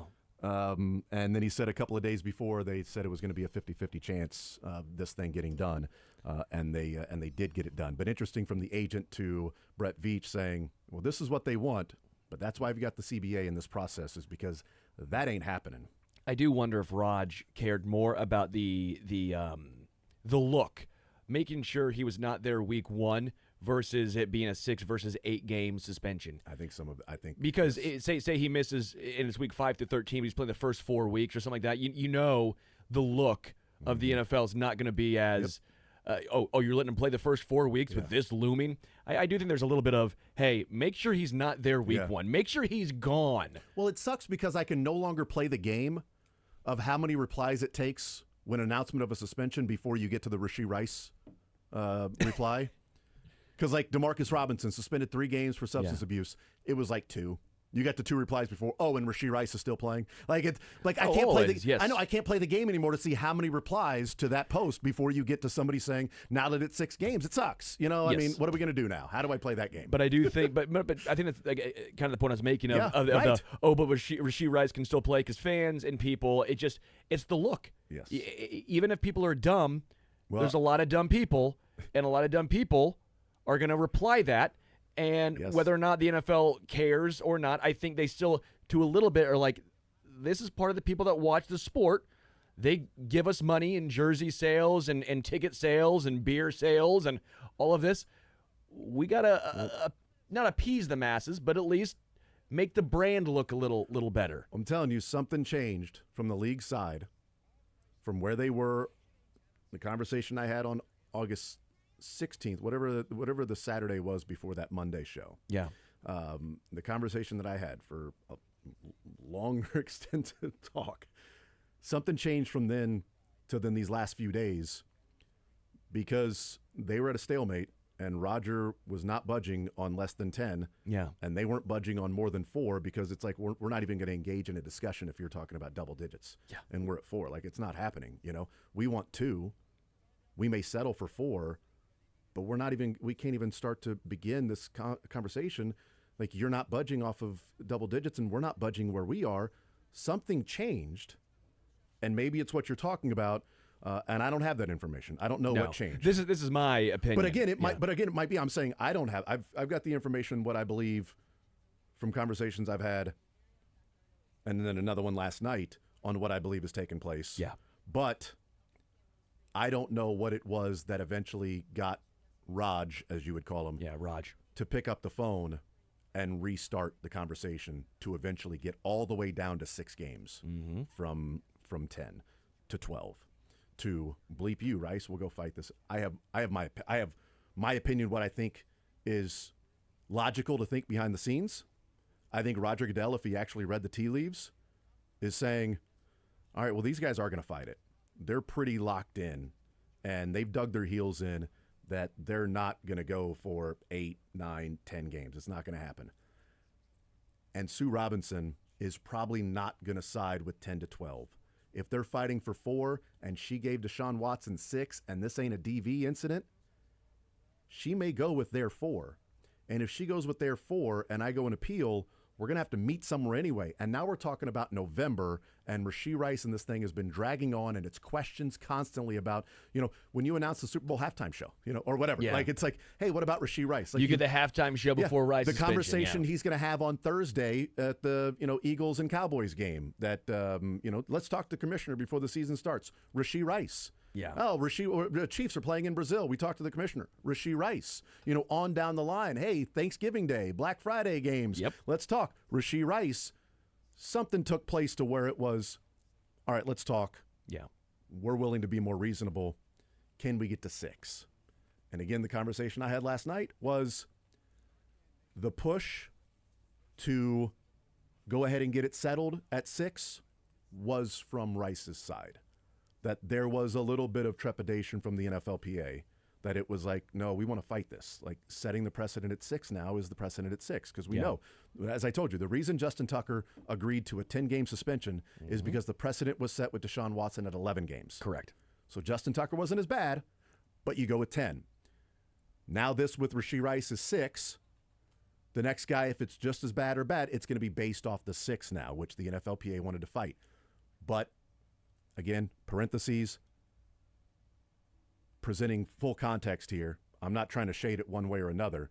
This is from Rashee Rice's side, okay? So I will bring that for full context here.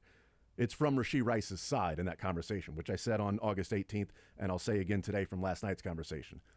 But what I was told from Rashee Rice's side is that the emphasis and the push was, I want to get this done.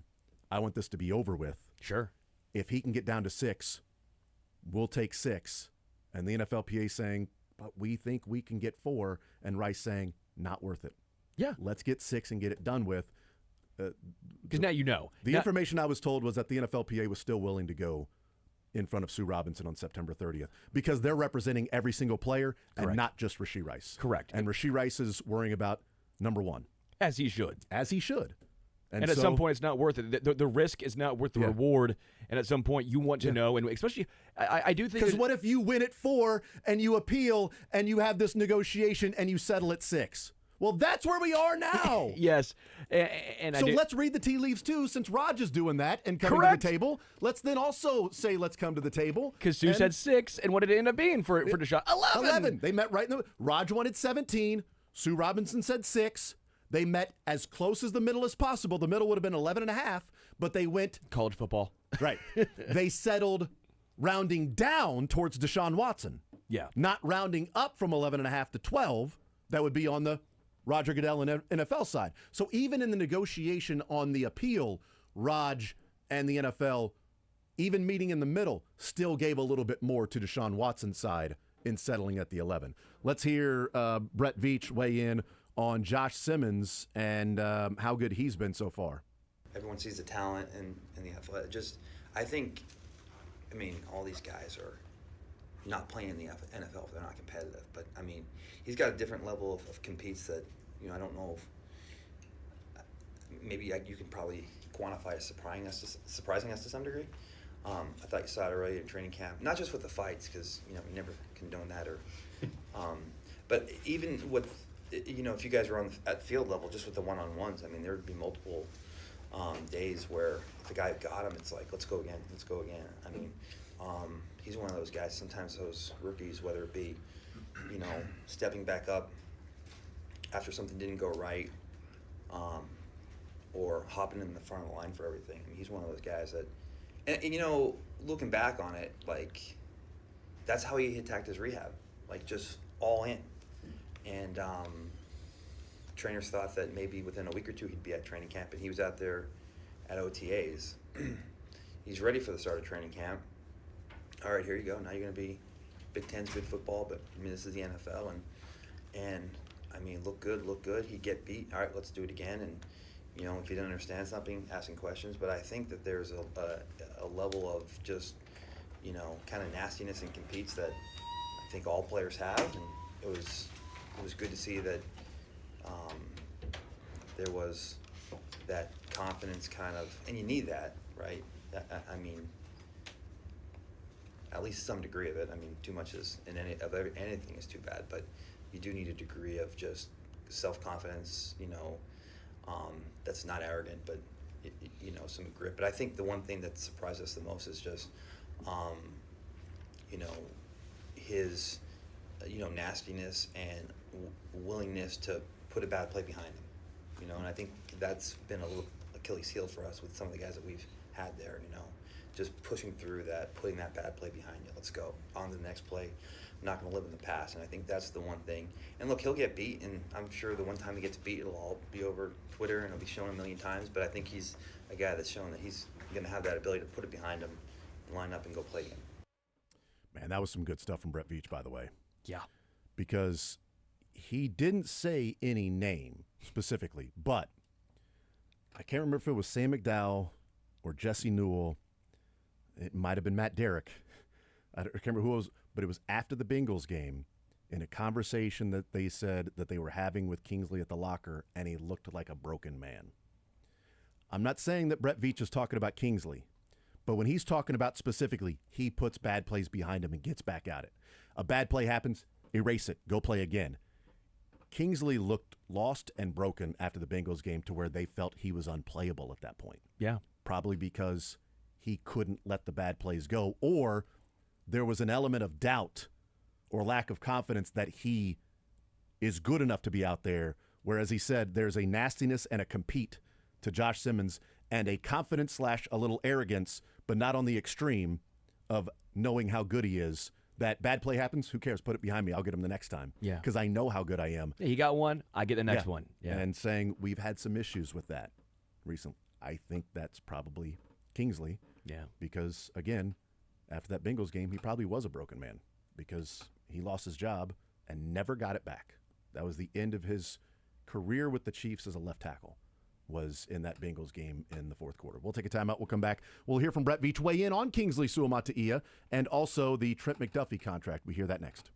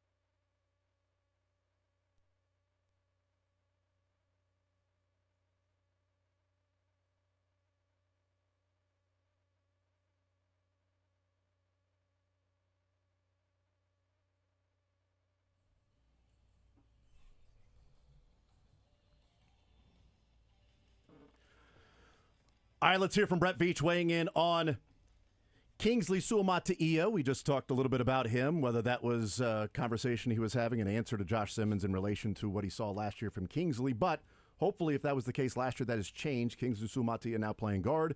Veach says that he sees progress from Kingsley so far.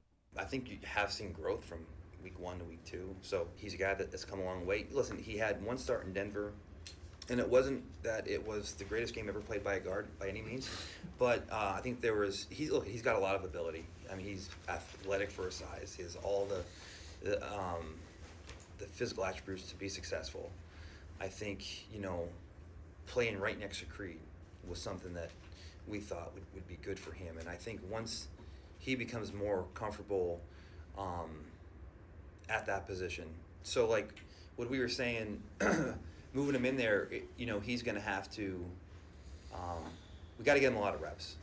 And there are going to be some plays like you saw, early on in the preseason, they're going to get him. Because it's one thing to sit there and say, I know the scheme, I know the concept. And then when you go out there and the defense does slightly different, it's going to come from a different angle at a different speed. And once it gets you off balance, it looks, you look awful. So it's that fine line of the more he sees that, the more it doesn't surprise him, and he can react and just use his athleticism. But it's also that fine line of, it happens, you can't get the quarterback hurt, right? I mean, we thought as a staff from Arizona to Seattle to, the last game, it's gotten better, and so again with him, just like Josh, I'm sure there'll be some bag plays, but I think the combination of, maybe a little of Simmons' swagger rubbing off on him, but also being right next to Creed where maybe he's helping slow down the game for him, I think is helpful. But he has all the tools, and I think everybody knows that. It's just a matter of just, the consistency and not repeating mistakes and not being a repeat offender. But we're seeing the growth where, and I think if it does click for him, he's got a ton of, obviously, ability. Incredibly fair from Brett Veach. Like, he's not sugarcoating it. Like, he's not looking at it through rose-colored glasses. Like, I don't even think he's trying to just protect the psyche of the player or anything, which sometimes you can have like, oh, he's great, he's awesome, we see nothing wrong, he's going to be amazing. And you see growth, he's got experience. And he said, listen, it wasn't the greatest ever game for a guard. He played against Denver, but, he's got the attributes to be great. And we have to give him reps because there's going to be time where they will get him. You can understand the concept and the play, but if it's a different angle and a different speed and you get off balance, and you got to learn those things. And there's a fine line that, he's going to get used to it, but we can't get the quarterback hurt. And then also saying, playing next to Creed helps, but also maybe some of Josh Simmons' swagger can rub off on him and he can pick that up, which I think kind of connects to the previous answer of Josh Simmons being a guy that just eliminated the bad play and moved on, where they had issues at left tackle or other spots last year where the bad plays festered and they couldn't just get over it. Let's hear from Brett Veach weighing in on Trent McDuffie. The big question, he was asked for an update on Trent McDuffie's possible new contract. I mean, there's obviously, dialogue, and it's one good thing about my staff is when we're putting the roster together and working through this, those guys are always in communication, with the agents and exchanging ideas. We've definitely have had dialogue, and he's a guy that obviously is a special player, and we are going to continue that dialogue, and hopefully something gets worked out. There's nothing happening imminently at this point right now, but certainly keeping that dialogue open. He said in the preseason game on Friday night last week that they are going to roll a good chunk of the cap space they have open over to next year. Because as he said, we got a lot of business to do next year. That's what he said. So look, people are talking about we got cap space to do this and that. He goes, but we're going to roll. We've got to look at long term. We're going to roll a good chunk of that over to next year because we got a lot of business to do next year. They do.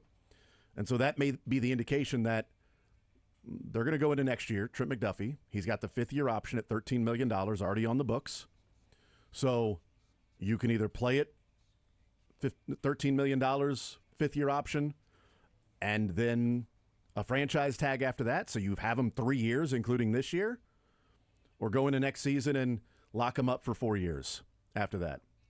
But it's a massive decision for this organization to pay him or trade him.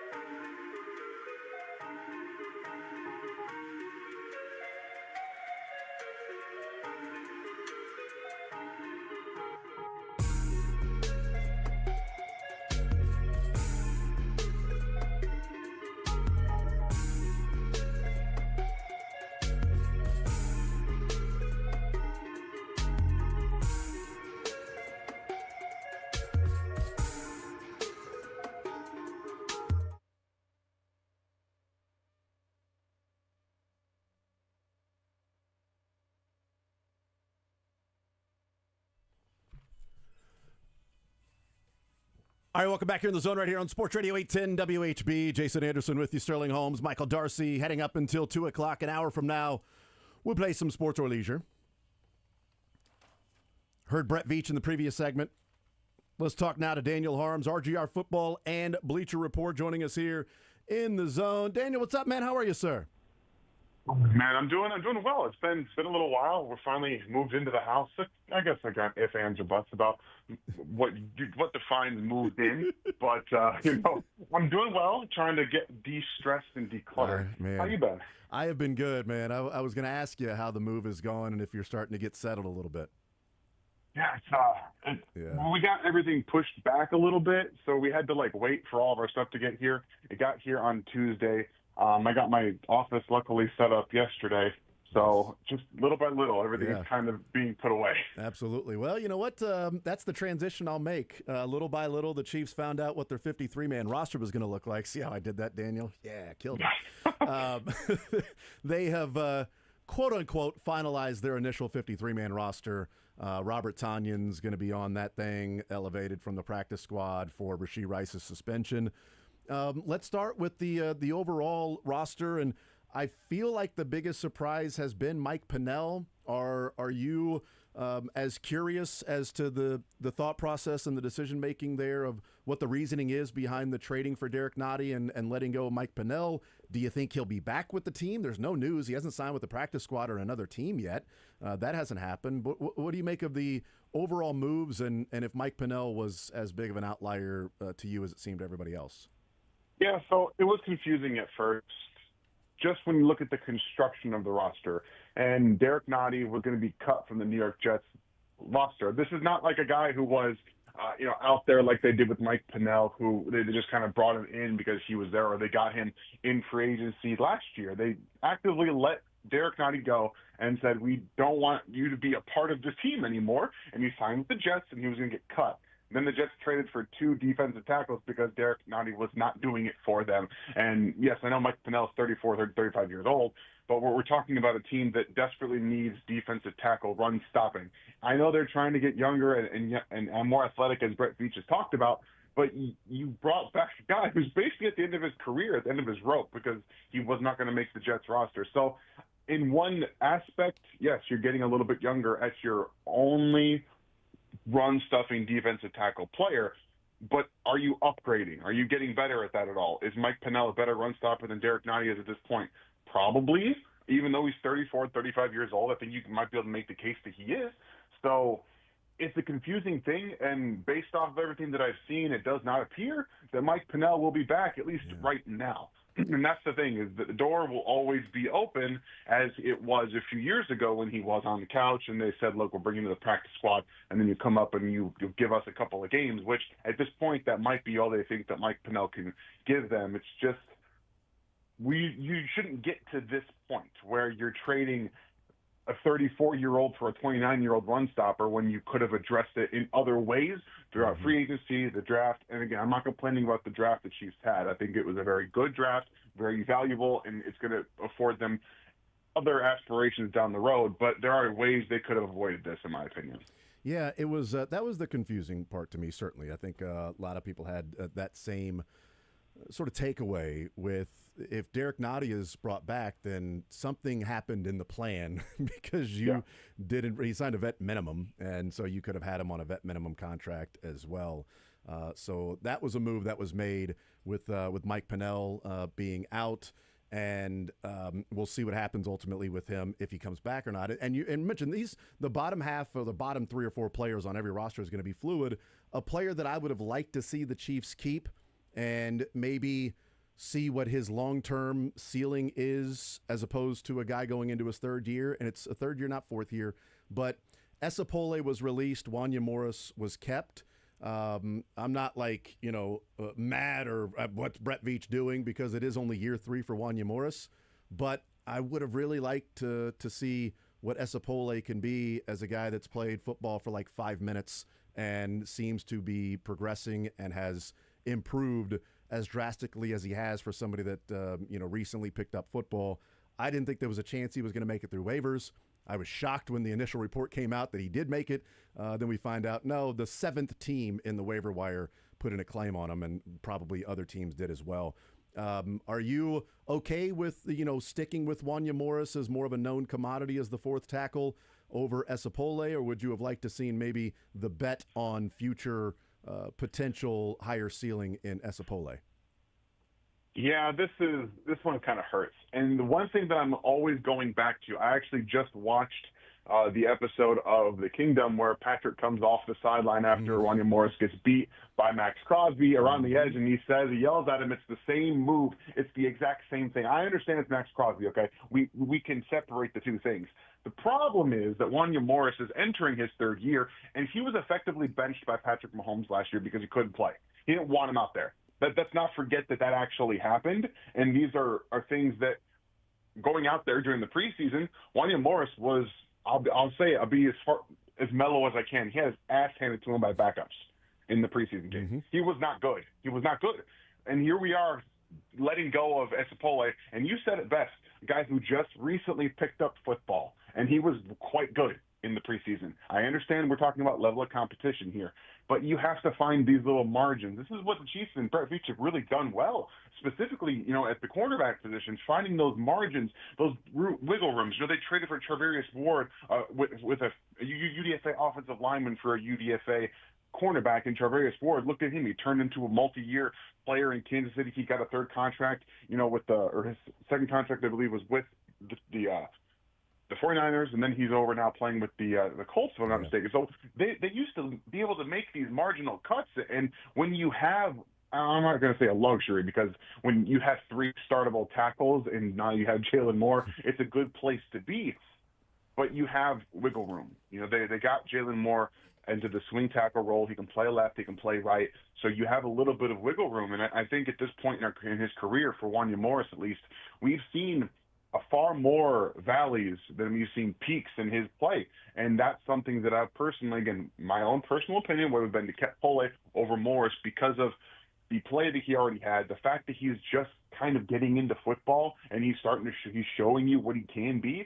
There's a lot of untapped potential there. So that was definitely frustrating. Yeah. And who knows? I mean, the Jets may release him in a week or so, and we'll find out what ends up. I mean, maybe the Chiefs will put in a waiver claim. I mean, again, those bottom 3 roster spots, or the Jets get him in and go, yeah, I don't know what the Chiefs were thinking. And all of a sudden this guy becomes a Jet for the next 4 years because they've got him on that rookie contract. Daniel Harms, RGR Football, and Bleacher Report.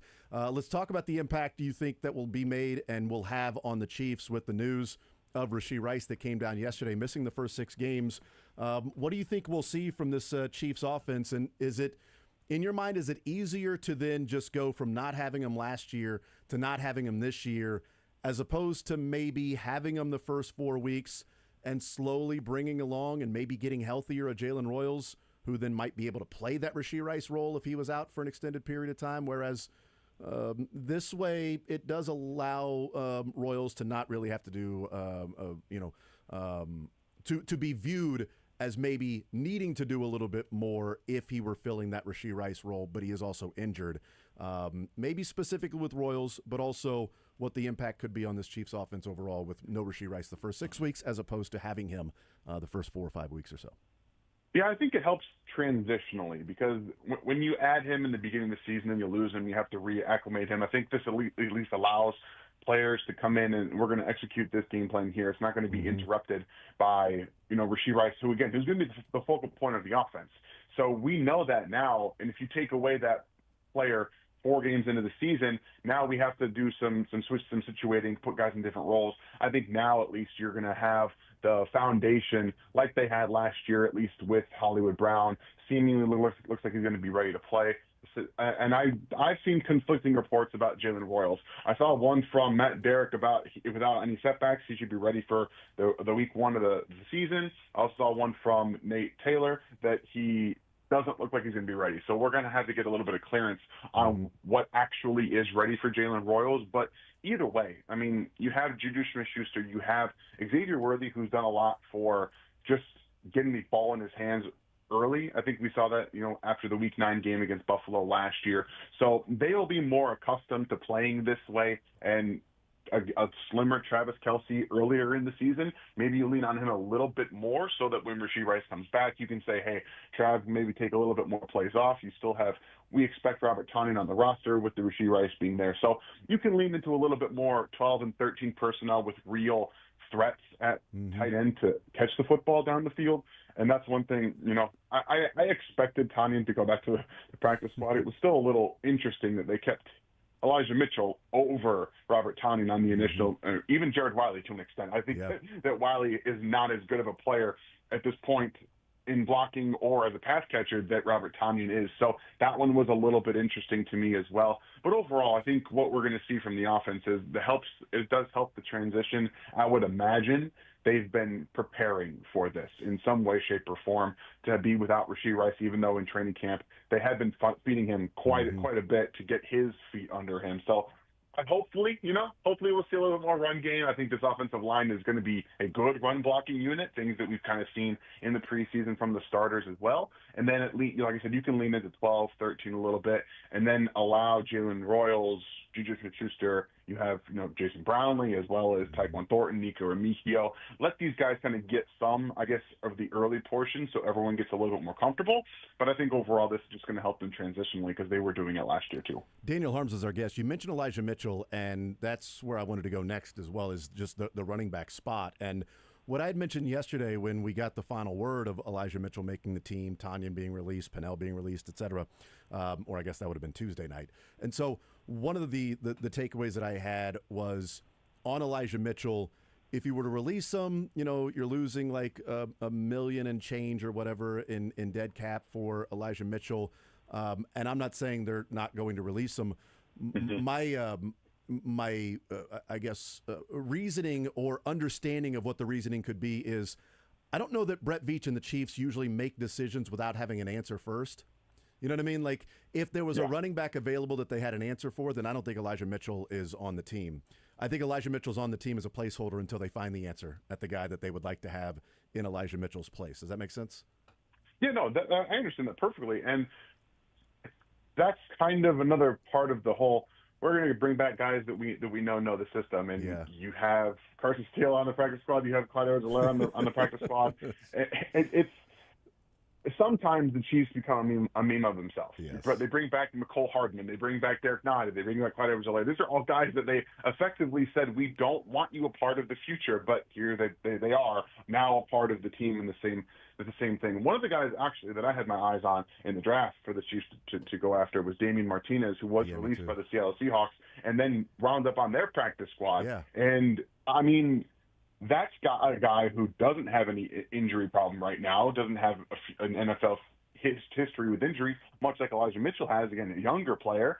Why was he not, brought to the practice squad instead of Clyde Edwards-Helaire? So there are some, I think, interesting pieces about where we see them try to shift to try to get younger and get more athletic, like Brett Veach talked about, but also unwilling to go into uncomfortable territory, which I think at some point you kind of have to, and maybe Pole would have been one of those, trying your hand at Damian Martinez instead of bringing back Clyde Edwards-Helaire to the practice squad.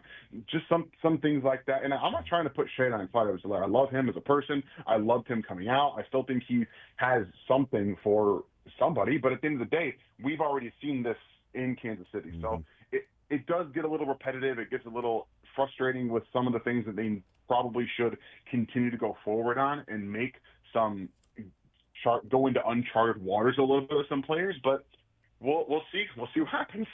Yeah, Clyde Edwards-Helaire as the practice squad player, as opposed to 2 years ago, Clyde Edwards-Helaire being the starting running back. I have a different feeling on those two guys. Like, it's like, he's on the practice squad. I'd like to see Damian Martinez on the practice squad, and maybe the Chiefs tried, and he chose to go with Seattle, that maybe more familiar. I wouldn't have minded putting in a waiver claim on him and moving on from Elijah Mitchell. Not even practice squad, just like, all right. He was, because I do wonder, Daniel, I don't know what they would have done, but he was drafted like 5 spots before Brashard Smith. If Damian Martinez and Brashard Smith are both there, is Brashard Smith a Chief? I don't know. Maybe he still is. Maybe it's not a question and they didn't view Damian Martinez the way that I thought he could fit and, would be a guy that could pick up some extra yards and things like that. So we'll find out what they end up doing. And again, the beautiful part, Daniel, is that we're talking about like players 49, 50, 51, 52, 53 for a dynasty, and not. Okay, is this guy going to be able to make it through a season at quarterback? They've got nobody here. This is going to be one of the worst defenses ever. This guy is like, we're dealing with a contract holdout with this. Like, they've had different things in the past of the Chiefs franchise history, and this is sort of hand-wringing over. I'm kind of annoyed that the fourth tackle isn't the guy I would have liked them to keep.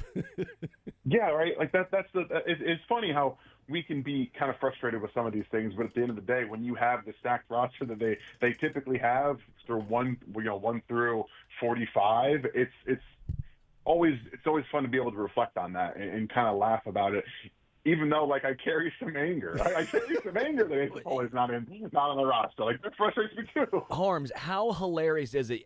Every other team is looking at us as I am wringing my hands saying, this is my nightmare because Esapole is no longer the developmental tackle they keep that will not, I understand, will not see the field this year. And I'm like, this is my nightmare as you're looking at, like, the Colts saying, we have Daniel Jones and Anthony Richardson. Bleep off, guys. And the Bears going, we spent all these resources on our offensive line, and we still don't know who our tackle is, our left tackle is. Maybe it's Joe Tooney. I don't know. Maybe Joe Tooney plays tackle for him this year. Joe Tooney walks out. Joe Tooney goes, guys, no. No, he's Kramer. He walks in, puts his contract on the table, and goes, I'm out. I'm retiring. I'm not playing left tackle again. I brought this up a couple of weeks ago, Daniel. I'll ask you the question that, the view of left tackle over left guard, and obviously the Chiefs, the way they viewed the importance of left tackle over left guard, that they moved an all-pro player from left guard to be an left tackle. That's what they viewed that position so much. And where the Chiefs are in being different from trying to find their left tackle and having a solid all-pro, one of the best left guards in football, versus they're trying to figure out left guard. Hopefully Kingsley can do that. He got beat quickly a number of times in the preseason. That's scary. Looks good in the run game. Josh Simmons is coming along. If the Chiefs called up the Bears right now and Brett Veach said, hey, Ryan, we'll give you Josh Simmons for Joe Tooney right now, he couldn't even finish the sentence before they would accept that trade. To emphasize the Chiefs' position they're in right now versus where they were last year, and I think where the Bears are in there having, we've got an issue at left tackle, but we've got this awesome left guard. Okay, we'll give you Josh Simmons for that awesome left guard. Sold.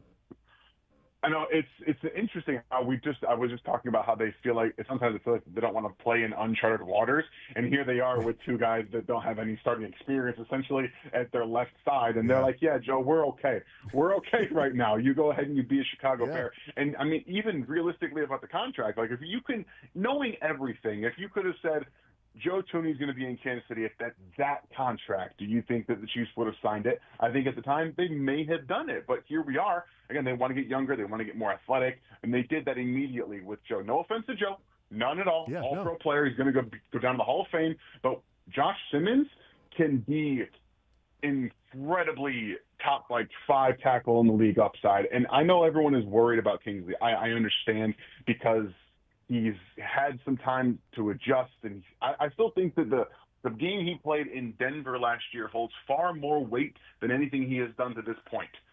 So there's a lot to grow with Kingsley, as well as Josh Simmons trying to figure that out.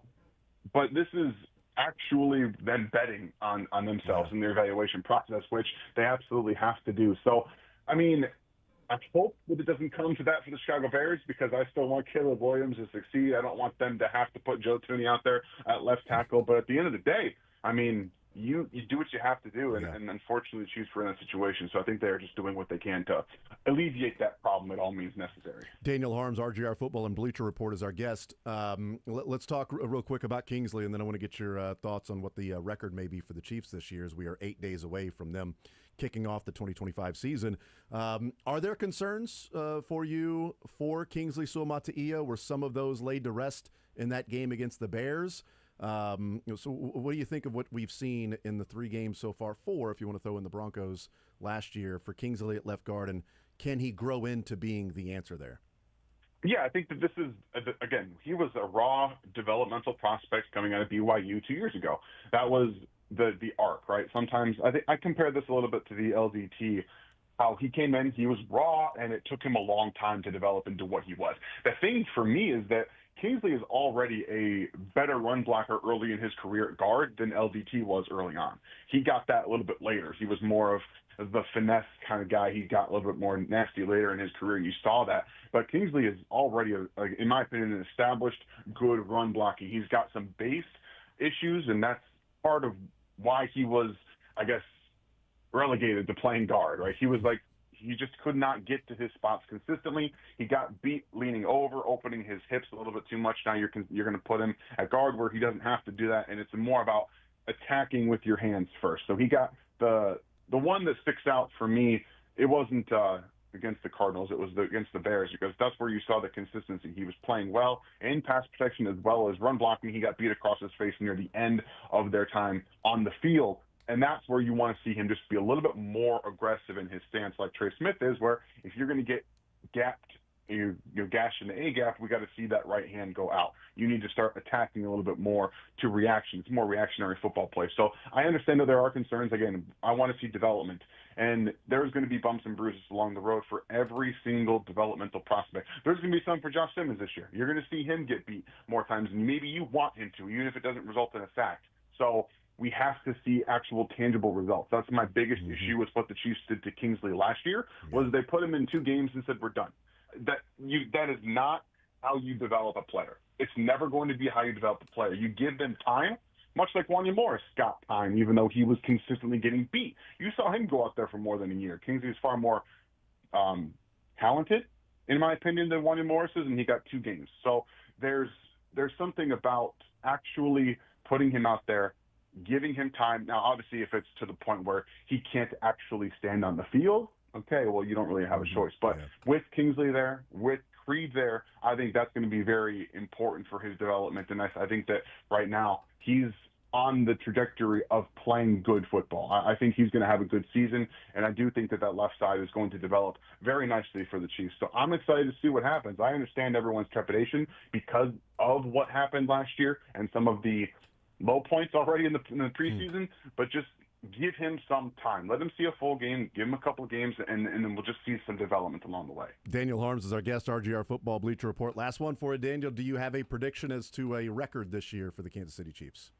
Yes, I've been around 13-4 and 12-5 for the most part. I think without Rashee Rice for the first 6 games, it gets a little bit dicier. So I'm going to side on the cautionary tale and stick with my 12-5 from earlier. It's just specifically because it's a little tough early on for them. I know they got the Eagles. The Chargers might be a little frisky in the first week of the season, even though they've had some injuries. But overall, I think 12-5 coming off of a season where you basically go 15-1 with Patrick Mahomes on a lot of coin flip games. I think some of those just come back to bite them this year. That's all. By the way, Daniel, next Friday in Brazil, I'm already picturing it. Late game, Chiefs are up, let's say 30-28, and the Chargers are driving, and they're at the 30-yard line, and they're setting up for a game-winning field goal. And the long snapper that they haven't signed yet, because their long snapper that's played every single game since 2022 but got injured in preseason game number 3, and they are trying out long snappers right now for the Chargers, botches the snap and the Chiefs win. I'm calling it. Honestly, that's incredible. I did not know that he got hurt in the third preseason game. He's out. He's on IR. The script writes itself, right? Oh, we're already setting things up for the Chiefs, guys. Yep. He's on IR. They are trying out Josh Harris. They are trying out long snappers in LA right now to see who's going to snap for the Chargers in week 1 through 4, because they had to put him on IR. So he's incredible. He's been the long snapper every game since the beginning of the 2022 season. And now they'll have a brand new one that's never long snapped him for him before. He's actually never long snapped ever. This is his first time. He was a javelin guy, and just thought whoever they're trying out right now. So knowing the Chargers, I actually wouldn't be that surprised. I'm telling you, it's going to be something along those lines. That it's really this, because remember the Bengals 2 years ago lost week 1 because their long snapper got hurt in like the first quarter, and there were like 2 or 3 bad snaps that McPherson ended up missing. Yes, I do now. In 2023, it was the year, or 2022, it was the year right after the Bengals went to the Super Bowl. It was that first week. It was the bad snaps. James Winchester, here's There to you- you, 100%, Kendall man. Gammon. 100%, no doubt. So we'll see what that. I'm calling it. There you go. They're 1-0 based on. I am so tired of the NFL script. Jim Harbaugh's going to find someone in his local grocery store and have him long snap that night. He might, dude. You know what? Harbaugh might do it. Jim Harbaugh's out long snapping right now with them. That's what he's thinking if he should be a player coach. Daniel, you're the man. Appreciate it as always, brother. Enjoy the football, man. We'll catch up soon. Thank you guys for having me. I really appreciate it. Absolutely, as always. Daniel Harms, great stuff from him. One of the Mr. good guys. Long Snapper. You snap those balls deep. RGR Football and Bleacher Report for Daniel Harms. No, that's Real Men of Genius. We do need to bring it back. We need to. Real Men of Genius. Here's to you, long snapper NFL football guy, Mr. Long Snapper NFL football guy. You look at the world through your legs, upside down. But yeah, he got injured. They are trying out. They are having tryouts to try to sign their long snapper for the first 4 weeks of the season. He has been their long snapper every single game since the beginning of 2022. You spin that ball. Yes. And is it Dicker the kicker, right? Isn't that his name? Cameron Dicker, yeah. Yeah. He will be – it's not a holder. The so it's a Dicker little bit- kicker. Yeah, that's right. It's not a holder, so a little bit different, but the timing of the snap when it comes back, all of that matters. We'll talk to Kendall Gammon tomorrow.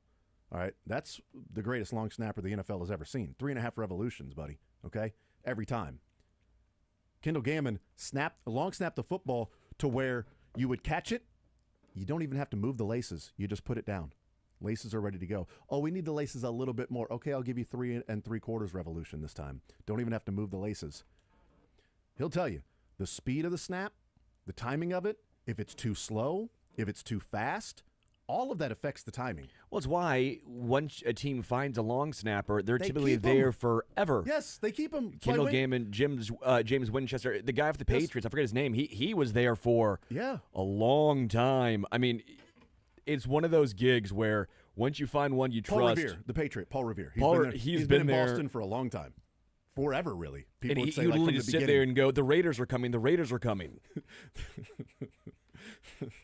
The kick block is coming. The kick block is coming. Justin Reed. All right, we'll take a timeout. We'll come back. We will play some clips around the NFL and also talk some college football as we continue rolling. Sports or Leisure coming up at 1 o'clock. More Zone next.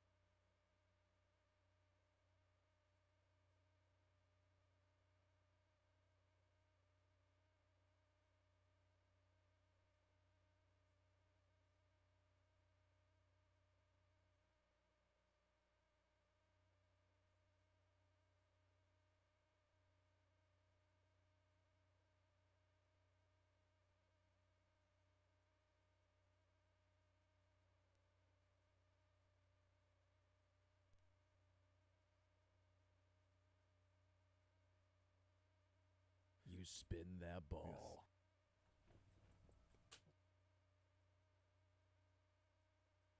Yes. You spin that ball. Yes. Oh, nice job. Yes. What was that, Sterling? What? Mr. Long Snapper Football Guy. You spin that ball. Here's to you, Mr. Long Snapper of the Football Guy. Yeah, Darcy, we're gonna work on this. I like this. Yeah. We can work with this. Yep. The three of us are gonna come up with new real men of genius. Because we're real men of genius. We are. Mr. Comes Up with Segments on the Radio Live Guy. Here's to you, Mr. Randomly comes up with segments on the radio live, but never actually does them. So much Never work to does cut. them. I'm very good at coming up with ideas, but the execution. He's an ideas guy. There we go. Yeah, that's why I did marketing. My degree was in He marketing. doesn't actually market anything.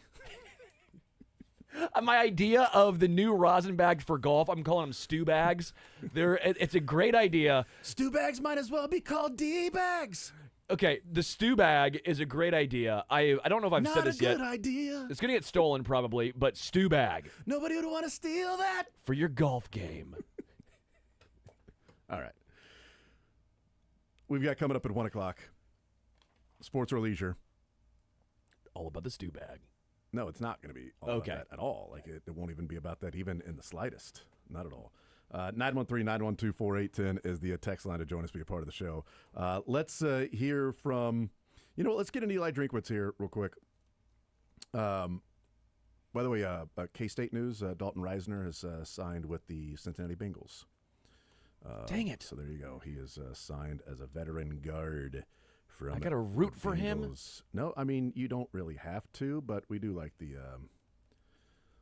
locals, the local fellas, always root for the local guys.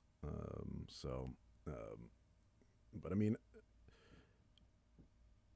it's easier to root for him in Cincinnati than it was in Denver.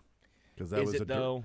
Well, at the time, yeah. Because I mean, it's the Denver Broncos. Yeah, Because Cincinnati wasn't Cincinnati when he played for the Broncos. correct. This is an interesting conversation. Not now, obviously, because we're doing something else. Maybe but it's not interesting to anybody else. but to me. But I think it would be fun to go in 2025. Who do you dislike the most? Team ranks them. Oh, yeah. Team ranking them, because I think it's Bengals number one. So it might be. Bengals number one Yeah. for me now. But the Broncos were like, Oh, hey, I couldn't who do stand them, dude. Who do you hate in the AFC West? And everybody's, I hate the Raiders. I hate the Broncos more. Broncos, I hate the Broncos more than I hate the Raiders. And donkeys, donkey week. It's just the way that it is. It's just the way it is. Things will never be the same. Here's Eli Drinkwitz. Let's play clip number 1 here, Michael, if you can. He's on the phone. He's not listening right now. He's on the phone talking to somebody. Hey, Michael? Mike? Hey, Mike? Hey, Sorry, Michael? what was that? Big Mike. Can we play Big Mike? Can we play clip number 1 here? This is Eli Drinkwitz. This is at the Coaches Show on Tuesday night. They're in Columbia getting ready for Central Arkansas. Eli Drinkwitz talking about what's going to happen tonight now against Central Arkansas with his quarterbacks.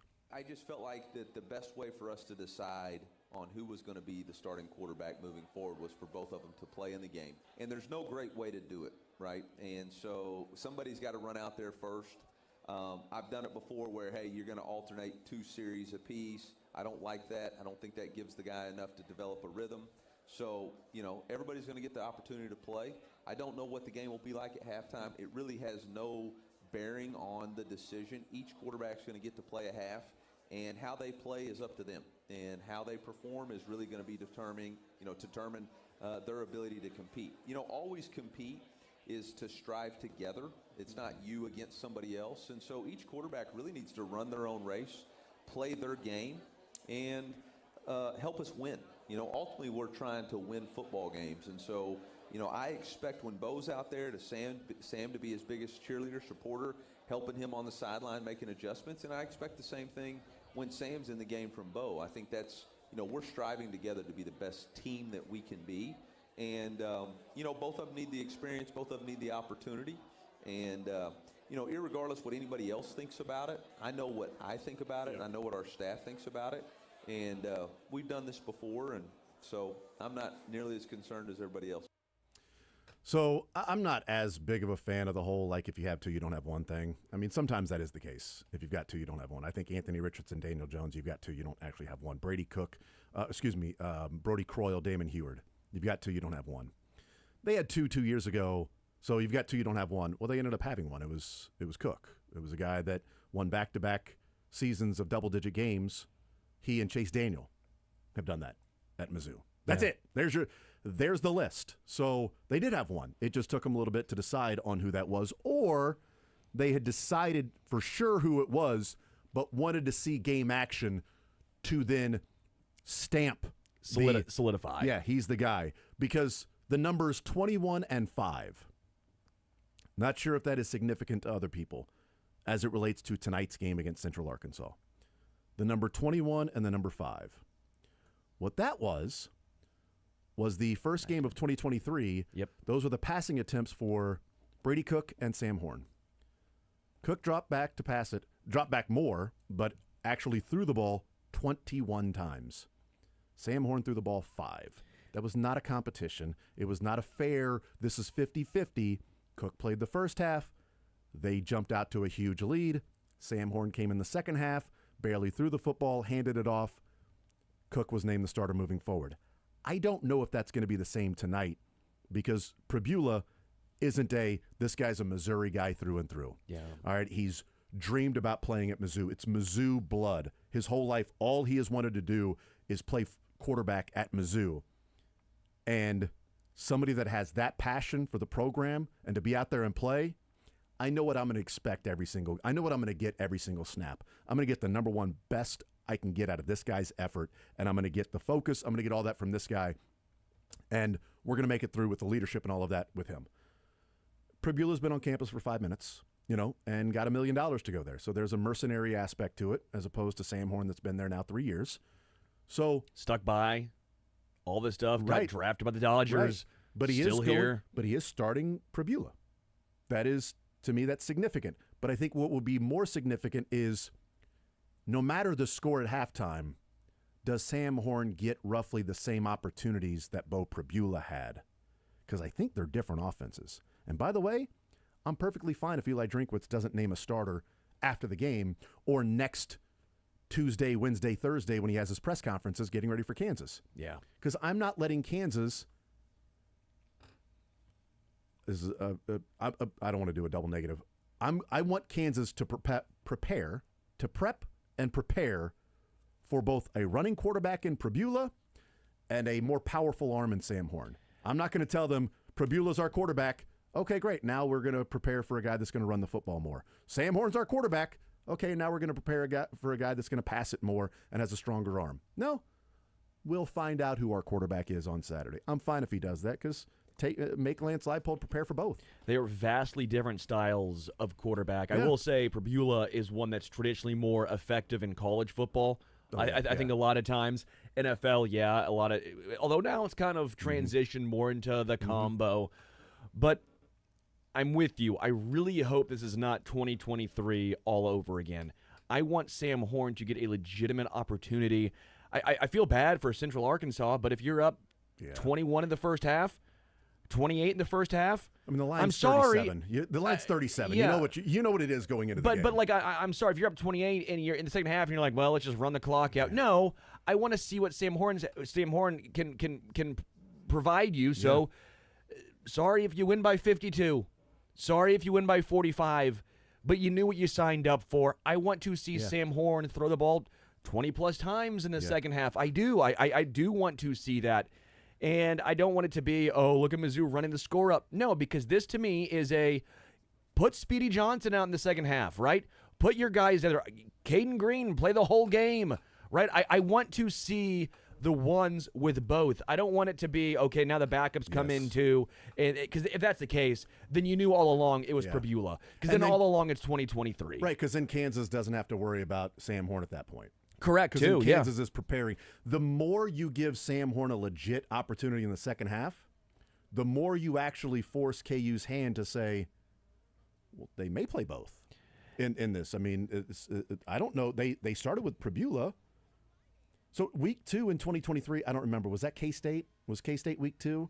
Or was that What- week 3 in the 2023? beat down when whatever that was. So whatever it was in horrible. 2023, when Brady Cook, I think it was because 3 because wasn't Memphis? yeah, so whoever week 2 was, like if I'm that team in week 2 of Mizzou's, I'm not preparing for Sam Horn. Yeah. After that game, I think it was Louisiana Tech or whoever they played that game. I can't remember. Because Brady Cook threw the ball 21 times. Sam Horn came in, threw it 5 times, threw an interception, threw a touchdown as well, but also threw the ball only 5 times and handed off the entire time. Like, that wasn't a quarterback competition, so we don't have to worry about Sam Horn. If it happens the same way tonight, then Lance Leipold and those guys, South Dakota is who it was, not Louisiana Tech. South Dakota in 2023 when Sam Horn and Brady Cook had their final quarterback competition part of it. And I'm okay with him going into the season against a team like this. If it's, K-State, Iowa State, you better have your quarterback figured out by then. Correct. Central Arkansas, okay, that's fine, because sometimes neither one of these guys have been a starter in their career to where you're the guy. And sometimes the lights are brightest and you can shrink when the light, he killed it in practice. Well, yeah, he's wearing the yellow jersey. Well, now it's live. And, well, he stood in the pocket and delivered that 2 weeks ago. Why did he duck and immediately start running now? Well, because that guy can actually take him to the ground and hit him. Okay, well, that's different. Let's see how he reacts when it's an actual game. I'm okay with that. And I also like the strategy of not doing one series, the next series, one series, the next series. Let your offensive line get comfortable with the cadence and the rhythm of the game. Let both quarterbacks do that. I just don't want it to be a 21 attempts, 5 attempts, and it's you know who the quarterback is. It's better strategy for next week against Kansas to have both quarterbacks have legit opportunities tonight. And I could see quarters versus 2 and 2 quarters. If you want to do it that way. But if Kevin Coleman and Speedy Johnson and Josh Manning are not out there in the second half, if Caden Green is not out there on the left side, if Connor Tolson, the center, is no longer in the game, then again, I don't know what you can take. It's an unfair. Yeah. It's not a real battle at that point. Sam Horn's coming in, and now they're bringing in Slowey Johnson. Well, this is interesting. I don't feel like he's getting the same opportunity with Bo Prabula had Speedy Johnson out there, and now they're bringing in Slowey Johnson. We'll take a timeout. We'll come back, and D'Amico Ryans is upset that people are not presenting the facts with Joe Mixon while refusing to give the facts with Joe Mixon. We'll hear that next.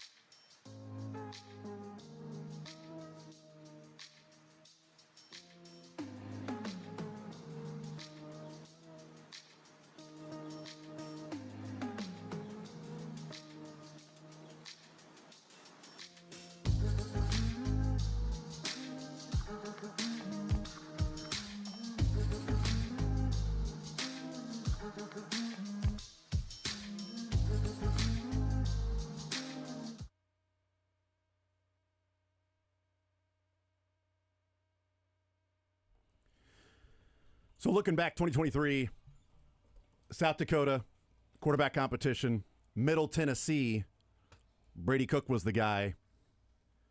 Kansas State, Brady Cook was the guy, and they win 30-27, and that's when it flipped for me. Oh, I thought you were talking about the beatdown game. No, that was 2022. Yeah, that game was miserable. That was 2022. Yeah.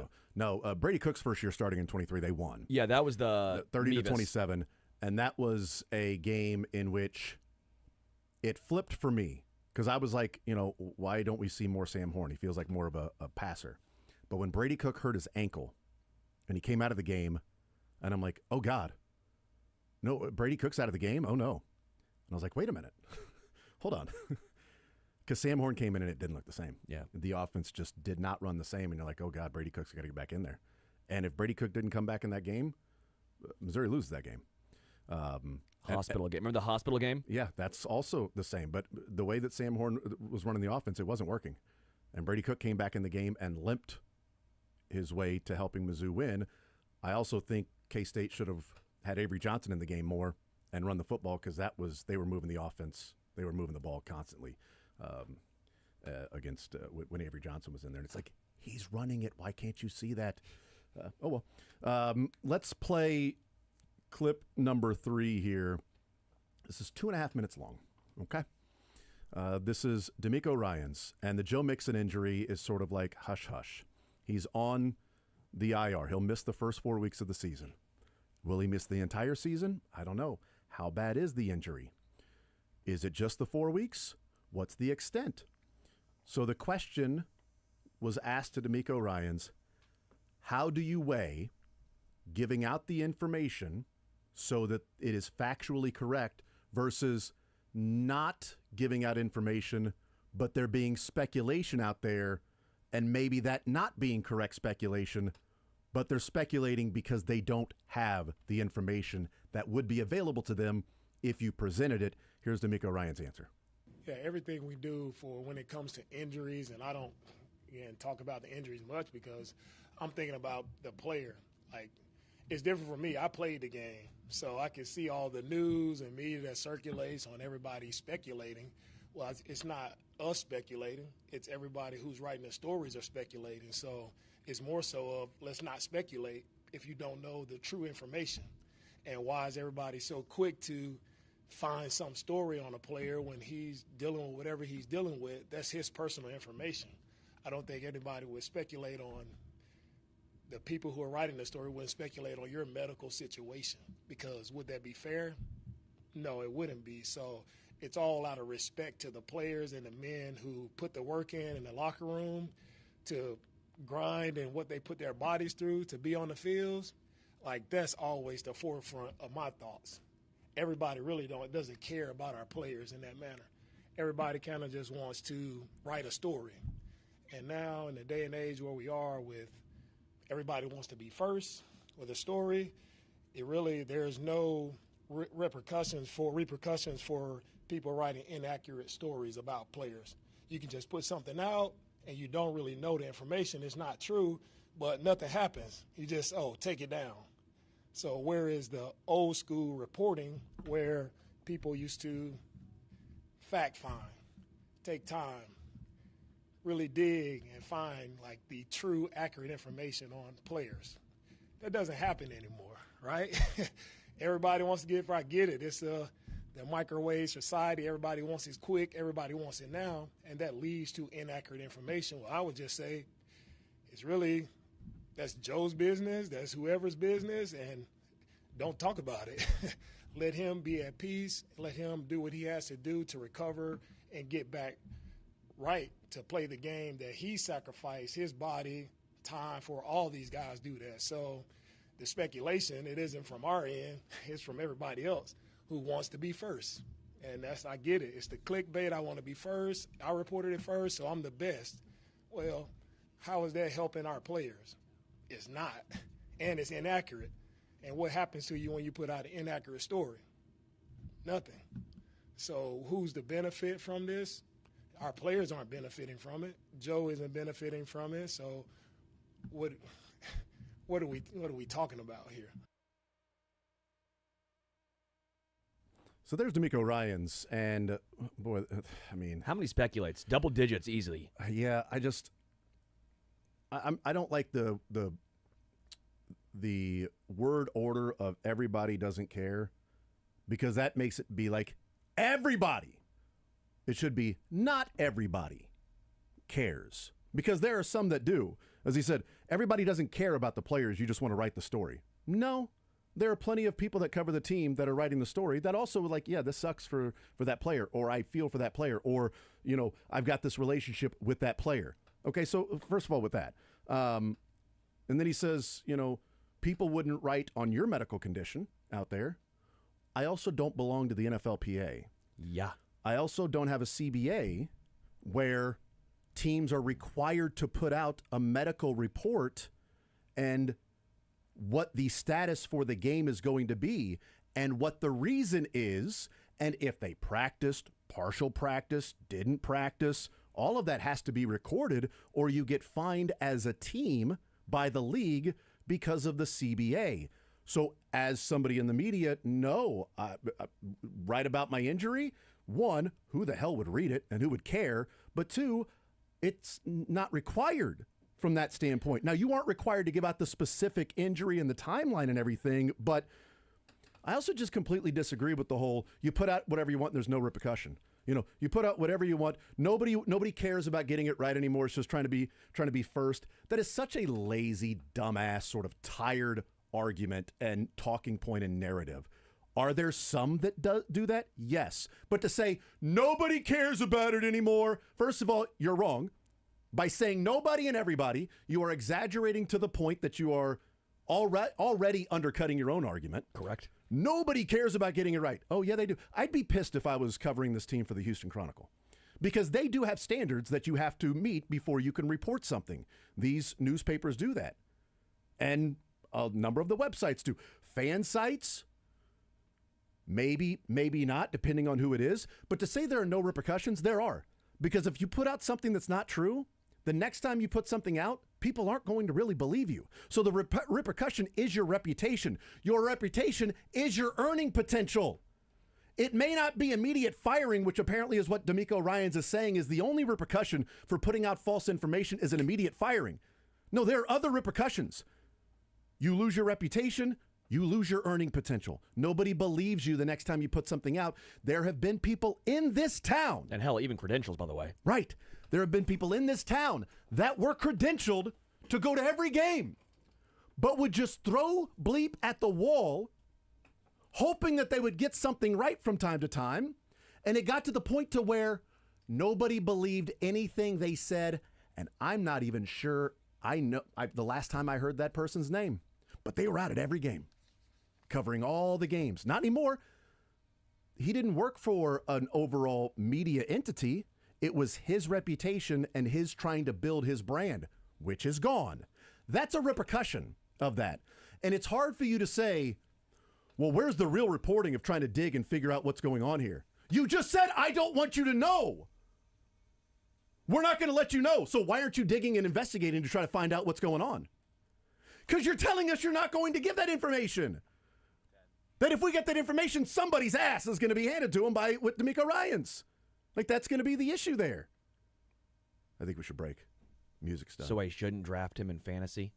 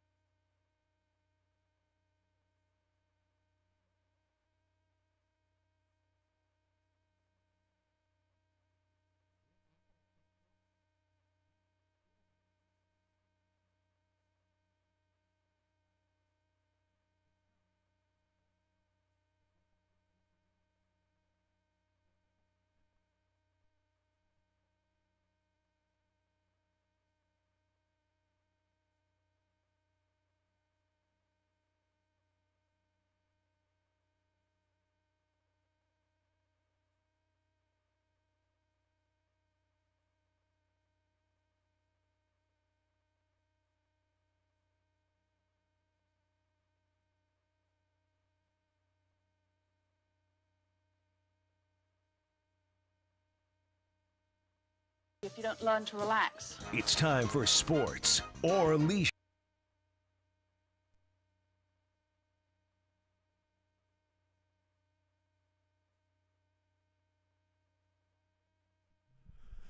Nine one three 810 Let's play some sports or leisure. Let's have some fun. Let's lighten it up, folks. Let's do that, okay? It's been a week since we've played. A full week since we played sports or leisure. That's a long layoff. No, it's typical. It's right in line with what we typically do. 913 810 for sports or leisure to play the game. You give us a call. You get a sports question. You get a leisure question. You get either of them wrong, you lose. But the question is out there available for someone to call in and request if they know the answer to it. We give out the right answer when it has been answered correctly, or we have simply run out of time, and then we let you know what the answer was. Yeah. You can't play anymore. No more time to play, okay? We only have a certain amount of time to play, all right? We gotta be done when the streetlights come on. We got to go home. That's playtime is over. Once streetlights come on, it's done. It's over. So that's how you play. 913 810 We're playing for $25 to Johnny's Tavern. That's what we're giving away today. And not just giving away. You got to earn it. $25 Johnny's Tavern is yours if you get sports and leisure correct. Shall we go through the categories, Sterling? We shall. Shall we? Let's go through the categories. Pretty quick categories for me. We have Royals. Okay. These are Royals questions. Nice. Questions about specifically the Royals, not the Royal family or Jalen Royals. Okay. I got concerned. I thought it was all going to be about Prince Harry. Nope, it is not. I don't know anything about the Royal family. It is not. Although a couple of these questions are based off a Royals player who is Harry. Okay. But not the same. Okay. And then we have, we're wrapping this up, final week, if anybody wants these Chiefs training camp stars. So once we got a few questions left with that, but it's Royals category today. So we got Royals and Chiefs training camp stars left there. What about on the leisure side, Sterling? We have riddles. We have history/geography. And we are going to rock a new one today, a new category called Classic Rock Deep Cuts. That could be the artist. That might be a little more of a deep cut, or it could be a song from a popular band.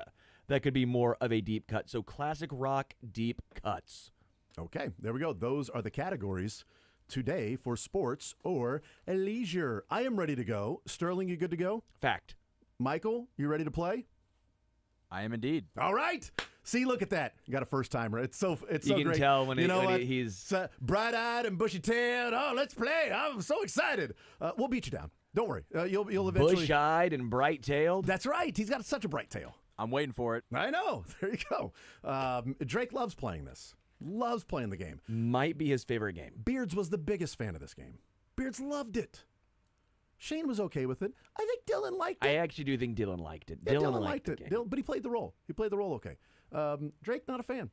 Because there's a lot more work back there than there is here, you know. So it's we just have fun. We have fun. We just vibe. So we try to do. Michael's taking one for the team because we have fun and he's got to work. You know, that's too bad. All right, to the phone lines we go, 913-381-0810, and we start with Mark here with Sports or Leisure. Mark, what side would you like to start with, sir? Hey, what's going on, gents? What is up, man? I will do sports. I'll do Royals. All right, Royals for you. Speaking of somebody that's hairy, Vinny Pasquantino went. Pasquatch is very. I don't know how much about. Vinny I was thinking Steve Balboni for some reason. Well, you're Bal dummy. Vinny Pasquantino went 7 straight games with an extra base hit. That is one shy of the Royals franchise record. Who had 8 straight games with an extra base hit? We talked about it a couple times on the show, and they mentioned it on the broadcast a few times. So.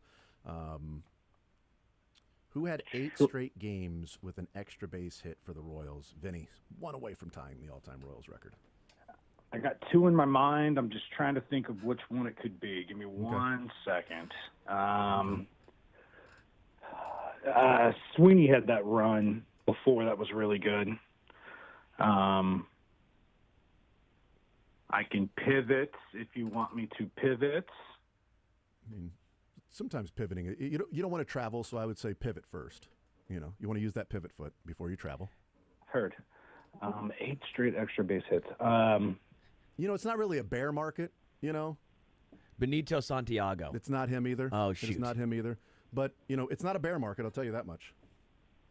Well, then be a bull market. Kyle just texted in, the one time I filled in for Dylan on Sports or Leisure, absolutely hated it. Yeah, a lot of work back there. You got to know the answers. You got the right answer, wrong answer. Then you're answering the phones, and you're putting people on hold. Then you're getting their information. Oh, by the way, I'm talking to the next person, and he might have gotten it right or wrong. And there's a lot of work going on. Says the work, not the segment. Well, yeah, you're listening to the segment right now, Kyle. I would hope that you enjoyed it. By the way, start talking trash on the save. See what we do about. No, I'm joking. Not a bear market. You got it right. It is a bull market, but that would be your hint as to who the player is for the Royals that had 7 or 8 straight games with an extra base hit. Jeez. Yeah. I mean, he's a big fan of a condiment for fish. Oh man, now you're giving me condiment for fish. Oh yeah. Yeesh. Oh yeah. What's a condiment for fish? What's This the is name? pretty good. I mean, All right. yeah. You like that? You like that? What's the what do typically people You've use given for him fish? good ones. I mean, Thank this you. is no more hints because this. No, that's the you've last given one. him 2 hints that literally create something. It does. It creates it. It does. We're creating. We're content creators. Content. Oh man. Okay. Let me think. What do people usually put with fish? The condiment. They don't use mayonnaise or ketchup or anything if they're smart. I personally use vinegar. Tartar. Oh, Danny Tartable. Oh, there you go, Danny Tartable. Nice job. How'd you get that one? Good tartar sauce. and bear market, not bull market. Yeah, tartar bull. In fairness, I like- typically I use like- vinegar. that I'm a was malt vinegar guy. Yeah, I'm a tartar sauce guy. I cannot stand vinegar. The smell of it, the taste of it, everything along the. Your taste buds are 7. Classic rock, deep 7 cuts. out of 7. We have riddles, history/geography, and then classic rock, deep cuts, which again could be the band as more of a deep cut, or it could be some songs about popular bands, but maybe not their most popular songs. I'll do the music, the deep cuts. Okay.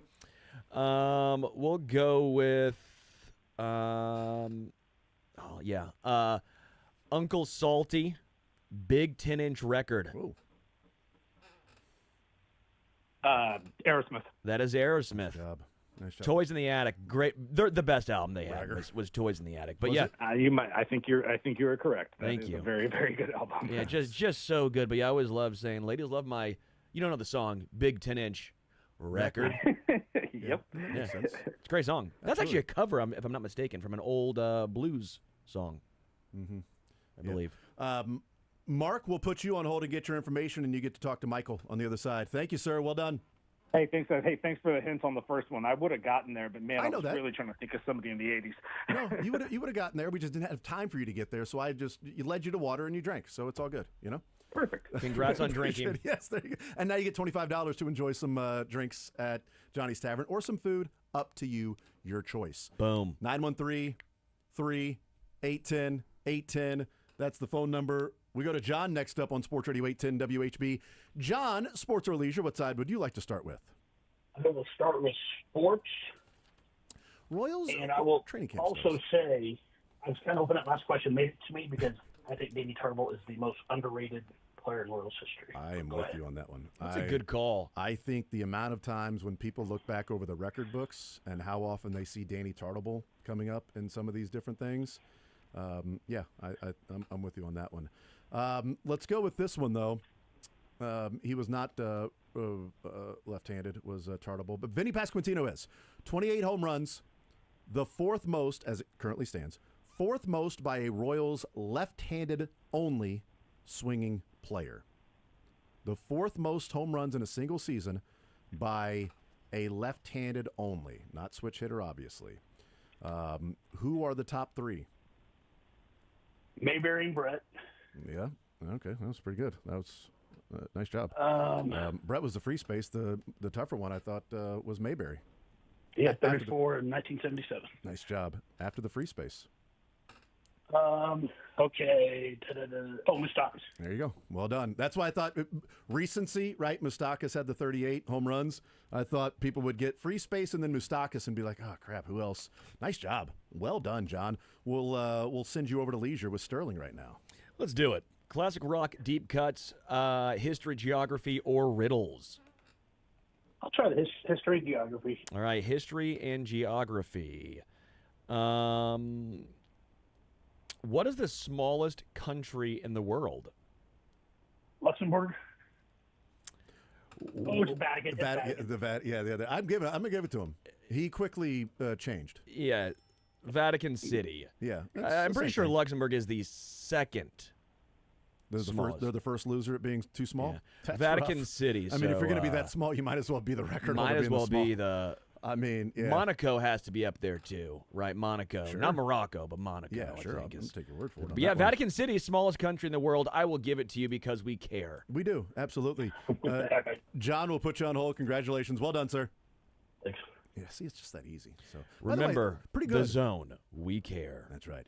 Pretty good there with Moustakas, Mayberry, and Brett. And he's like, Mayberry and Brett. And Mayberry had 34. I'm like, yeah, he did.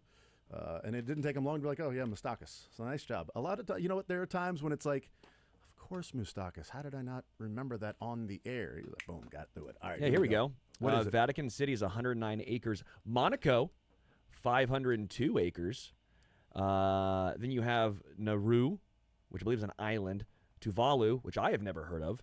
You also have Liechtenstein. So, yeah. Okay. How about that? What are the acres for the Vatican? 109 acres. When your country is based on acreage, not a large place. Yeah. I'm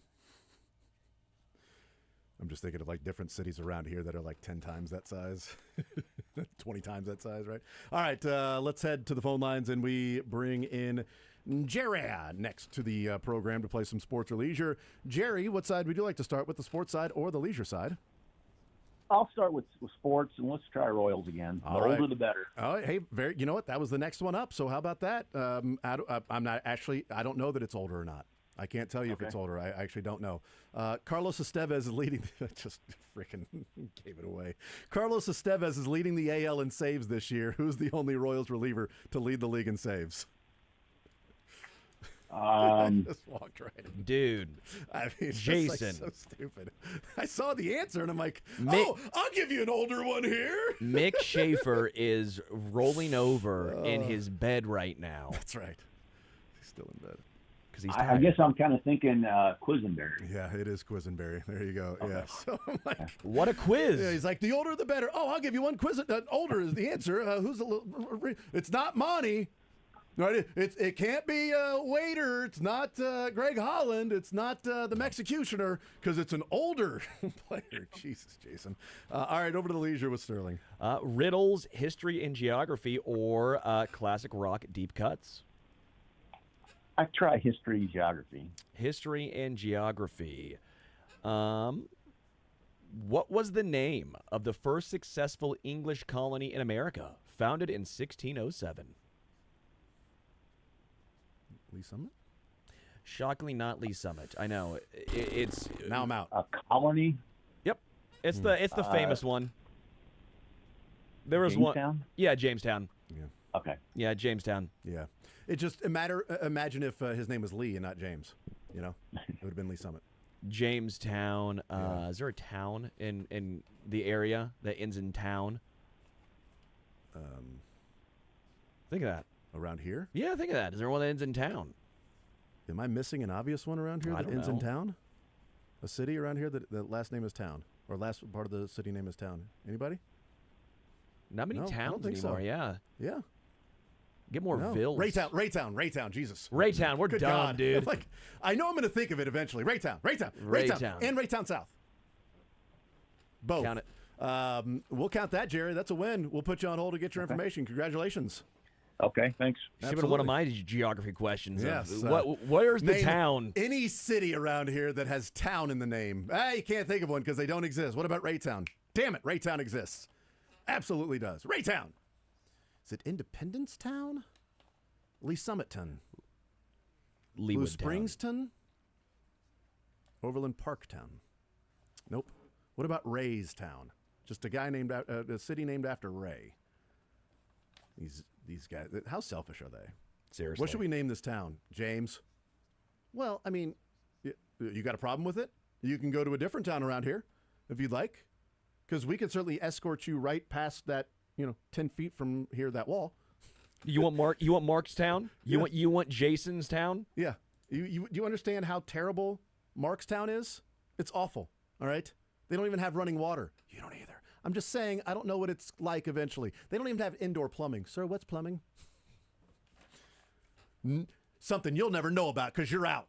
You're not in Jamestown anymore. Ray. It's my town.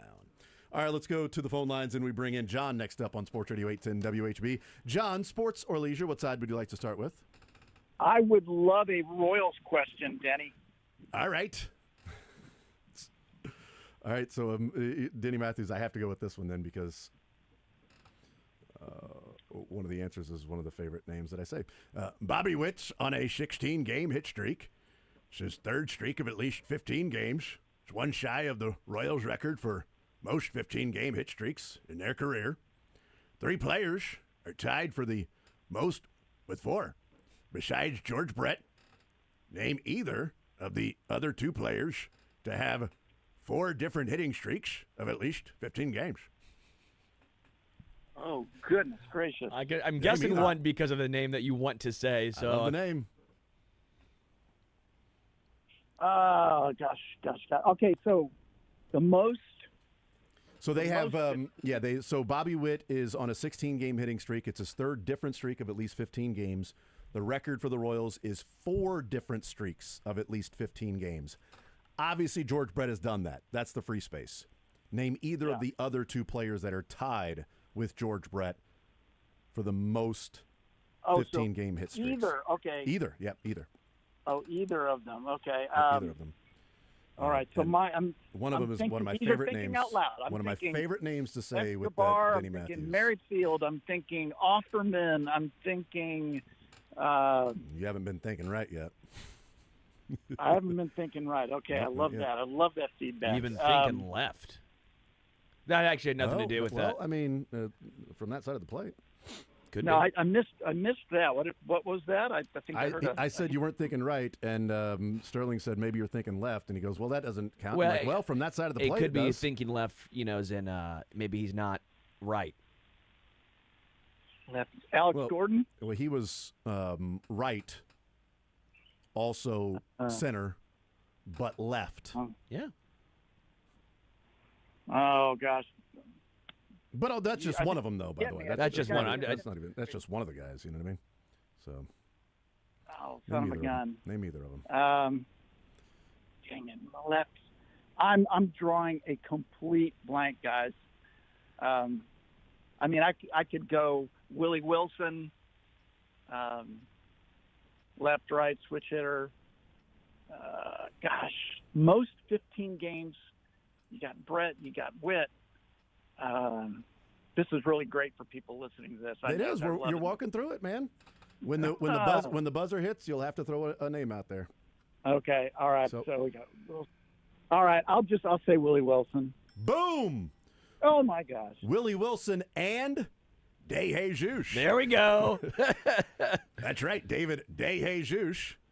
Also with 4. I was wondering what name Denny loved to say. I'm like, I love to say De Jesus. Not De Jesus, because when David's up there, it's David De Jesus. Yep. Right when you said that, I knew right away it was David DeJesus. I didn't even have to hear the question. That's right. As a guy that you like saying in the Denny impersonation, I knew. DeJesus. All right, over to leisure with Sterling. Riddles, history or geography, or classic rock deep cuts? All right, we'll go history, geography. We are almost out of history and geography, but all right. There's a lot of history geography out there. How can you be already out of every history geography question? Everyone that chooses exists? it, and I only get a certain amount of questions. I get like, you don't have like a. Oh, okay, I see. Like a bank. You don't have like an encyclopedia. Which American state? You get one guess because if not, I'm sorry, but I can't give multiple or else it won't work. I'm gonna name 50 states. 50 states. You got a 1 in 50 chance. Which American state is the largest by area? Ooh, Lee Summit. Hint, it is not Missouri or Kansas. What about Lee Summit, though? Okay, so I'm not even going to guess out loud because I don't want that to be mistaken for my guess. I'm thinking 2 states. I'm not going to go with I'll say Alaska. It is Alaska. Well done. Nice job. Correct. Sorry, because I think everyone would put probably Texas. I think Texas and California is like, well, is it Texas or California? Yeah. Texas or And I California? can't Flip a say coin. because it's Alaska. Yeah. So. Well, Texas was my other thought. I knew it was Texas or Alaska. Yeah. I thought Nice job. Texas is too obvious. Nice job. I would have gone with Lee Summit. John, we'll put you on hold and get your information. Congratulations, sir. Well done. Thank you, guys. There you go. Thanks. See, it's just that. I'm not sure who was saying. He was thanking Sterling specifically. Probably thanking Michael, and he can thank him right now because we put him on hold and he's a winner. We'll take a timeout. We'll come back. We keep playing Sports or Leisure, presented by Johnny's Tavern. More coming up next.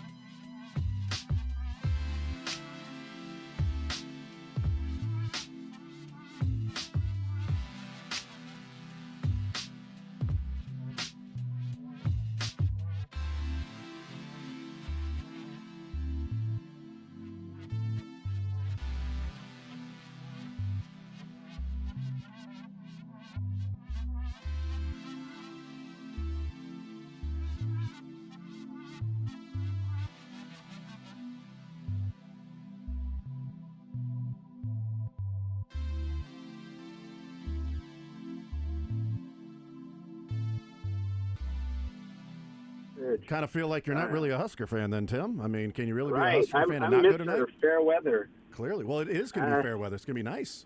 This would be perfect All time. right, maybe I'll just. It's like 75 maybe at I'll find a kickoff, way. halftime at like 66, 67. Oh, man. You don't want to miss that game. They're going to crush Yeah. the Bearcats. Come on. And my buddies from Kearney, Nebraska are all coming. I'll See? be shut out. Dang it. Well, if you could put a good word in with the wife, I'd appreciate it. Absolutely. But, How about this? Take anyway. $25 to Johnny's Tavern home tour. Say, here you go. I'm going to go to the football game. You can go to Johnny's You Tavern can with your watch girls. the game on TV. With your girls. Go have fun. Which category Okay, are you thinking? Let's go. Wait, I got the leisure, so it's only Royals or Chiefs training camp stars? Yep. I'll go Royals. All right, here we go. Okay, Dak Prescott. Here we go. The Royals made a comeback on Tuesday night, winning Sterling, you want to listen to this one. This is a fun one, okay? Winning a road game after trailing by at least 4 runs in the 7th inning or later. They did that on Tuesday night. When was the last time the Royals won a road game trailing by at least 4 runs in the 7th inning or later? Got it. You got it? Jeez. That's a tough one. Oh, man. I would say it's not a random game. Yeah. Okay. I can't give too many hints because then it would. Yeah. I think too many hints would just give this one away. I think. Wait. So Were they behind at Detroit on Sunday? Oh, it's not a random No, game wait. again. No, it's not. It's not just random Whoa. game. Michael, Darcy's just at like, the- this is how we play, dog. Not up in here. I'll give you one more guess since I don't know that was a guess, as he was just thinking out loud. Were they I behind was thinking in, out loud like Were they usual, behind in yeah. Detroit? No, they weren't. Shut up. Get out of here, idiot. It is not a random game. Geez. Okay. Man, this is Kind of a famous Royals game, actually. it was a famous Royals. Kind of a very famous Royals game. Oh, Very the famous. Wild. No, that's a home game. No, I didn't say it. You didn't. Oh, Michael was There's a he was going to press the button. He was. He was like, it was so antsy. Okay. It was important. It wasn't in the series against at Shea, although that's not what it's really called. My buddy's giving me a text clue. Hang on. What? No, I'm kidding. Phone a friend. No, it's not really that. Oh, darn it. I actually wish it was. That'd have been funny. My friend would just say, "You're an idiot." Yeah, they're not going to help you. They're not going to help me. I can't believe you're not getting this right. I hate you. Never talk to me again. You're not invited to golf this weekend. Lose my number. That's right. But I still have it. You're blocked. Don't even bother texting me back. All right, what do you got? I got nothing. Gee whiz. All right. This is sad. I'll let you throw. All right, there you go. Tim, thank you for playing. But you know what? Now you've got more time to figure out what you're going to do tonight. How you're going to get to that game. Yeah. And I hopefully made Brian feel better. That's right. Exactly. There you go. Tim, thank you for playing, man. I appreciate it, brother. Yeah, thanks. Absolutely. Take care. Bye. Yep, 913-381-810-810. Let's bring in Chuck next up on Sports Radio 810. Chuck, sports or leisure, what side would you like to start with? I'll take that sports question. Yes, what's the game? It's a famous game, I'm guessing. It's the Royals-Astros playoff game. Yes, Game 4 in Houston, American League Divisional Series, down 4 in the 8th inning. And, God, that was amazing. Nails. Amazing. The only Kept the line moving. Yep, the only 100%. other game that could have, I think, in my mind, come to mind was Seattle, the Mariners game last year. I was trying to think of how much they were down 7th inning or later when MJ. It wasn't 7th inning, though. Yeah, I know. That was the they thing. were down It was a trick question. It was like 8-1, and I think by the 5th inning it was 8-8. Correct. It was a trick question. Quick comeback. Because MJ hit the walk-off. Yeah, but also not as famous as, The elimination playoff. game in a year where they won the World Series. Thank They you, were Carlos eliminated. Correa, for having a frying pan. You know what? Carlos Correa. Thank you, Drew Butera. Thank you. Who was in center field for the Astros? Just Jake Myers? I No. forget who it was. Springer. No. He was the Latin player for the Astros. Carlos Gomez? Carlos Gomez. Oh, Thank yeah. you, Carlos Gomez, for probably the right strategy, but playing it safe instead of coming up and diving for the ball. He held up and it bounced right at his feet. Thank you for that. There's a lot of things. Thank you, Drew Butera, for one of the best at-bats he's ever had in his life. Ever. Oh, all right. Alex Rios, too. Alex Rios, yes, man. Just as you said, kept the line moving. Everybody, just huge. Over to Sterling now with Leisure. Classic rock deep cuts or riddles? It's got to be riddles, I guess. I'm not a classic rock guy. Okay, we will do some riddles. Let's riddle me this. What can travel all around the world without ever leaving its corner? That's a stamp. That is a stamp. Nice job. Well done. That was easy. Chuck, we'll put you on hold to get your information. Congratulations. Well done. That was easy. Thanks, MIZ. ZOU. That was right in your face, Sterling. He was like, I guess I'll take riddles. I don't know. Stamp. Stamp. Jesus. You can finish the question. Riddles, why don't you call them layups next time, huh? People are scared of riddles, but they're not that hard. Yeah. We will take a timeout. We'll come back, and we've got 3 more contestants on hold. We'll try to get to all 3 of you on the other side, playing some sports or leisure. More Zone next.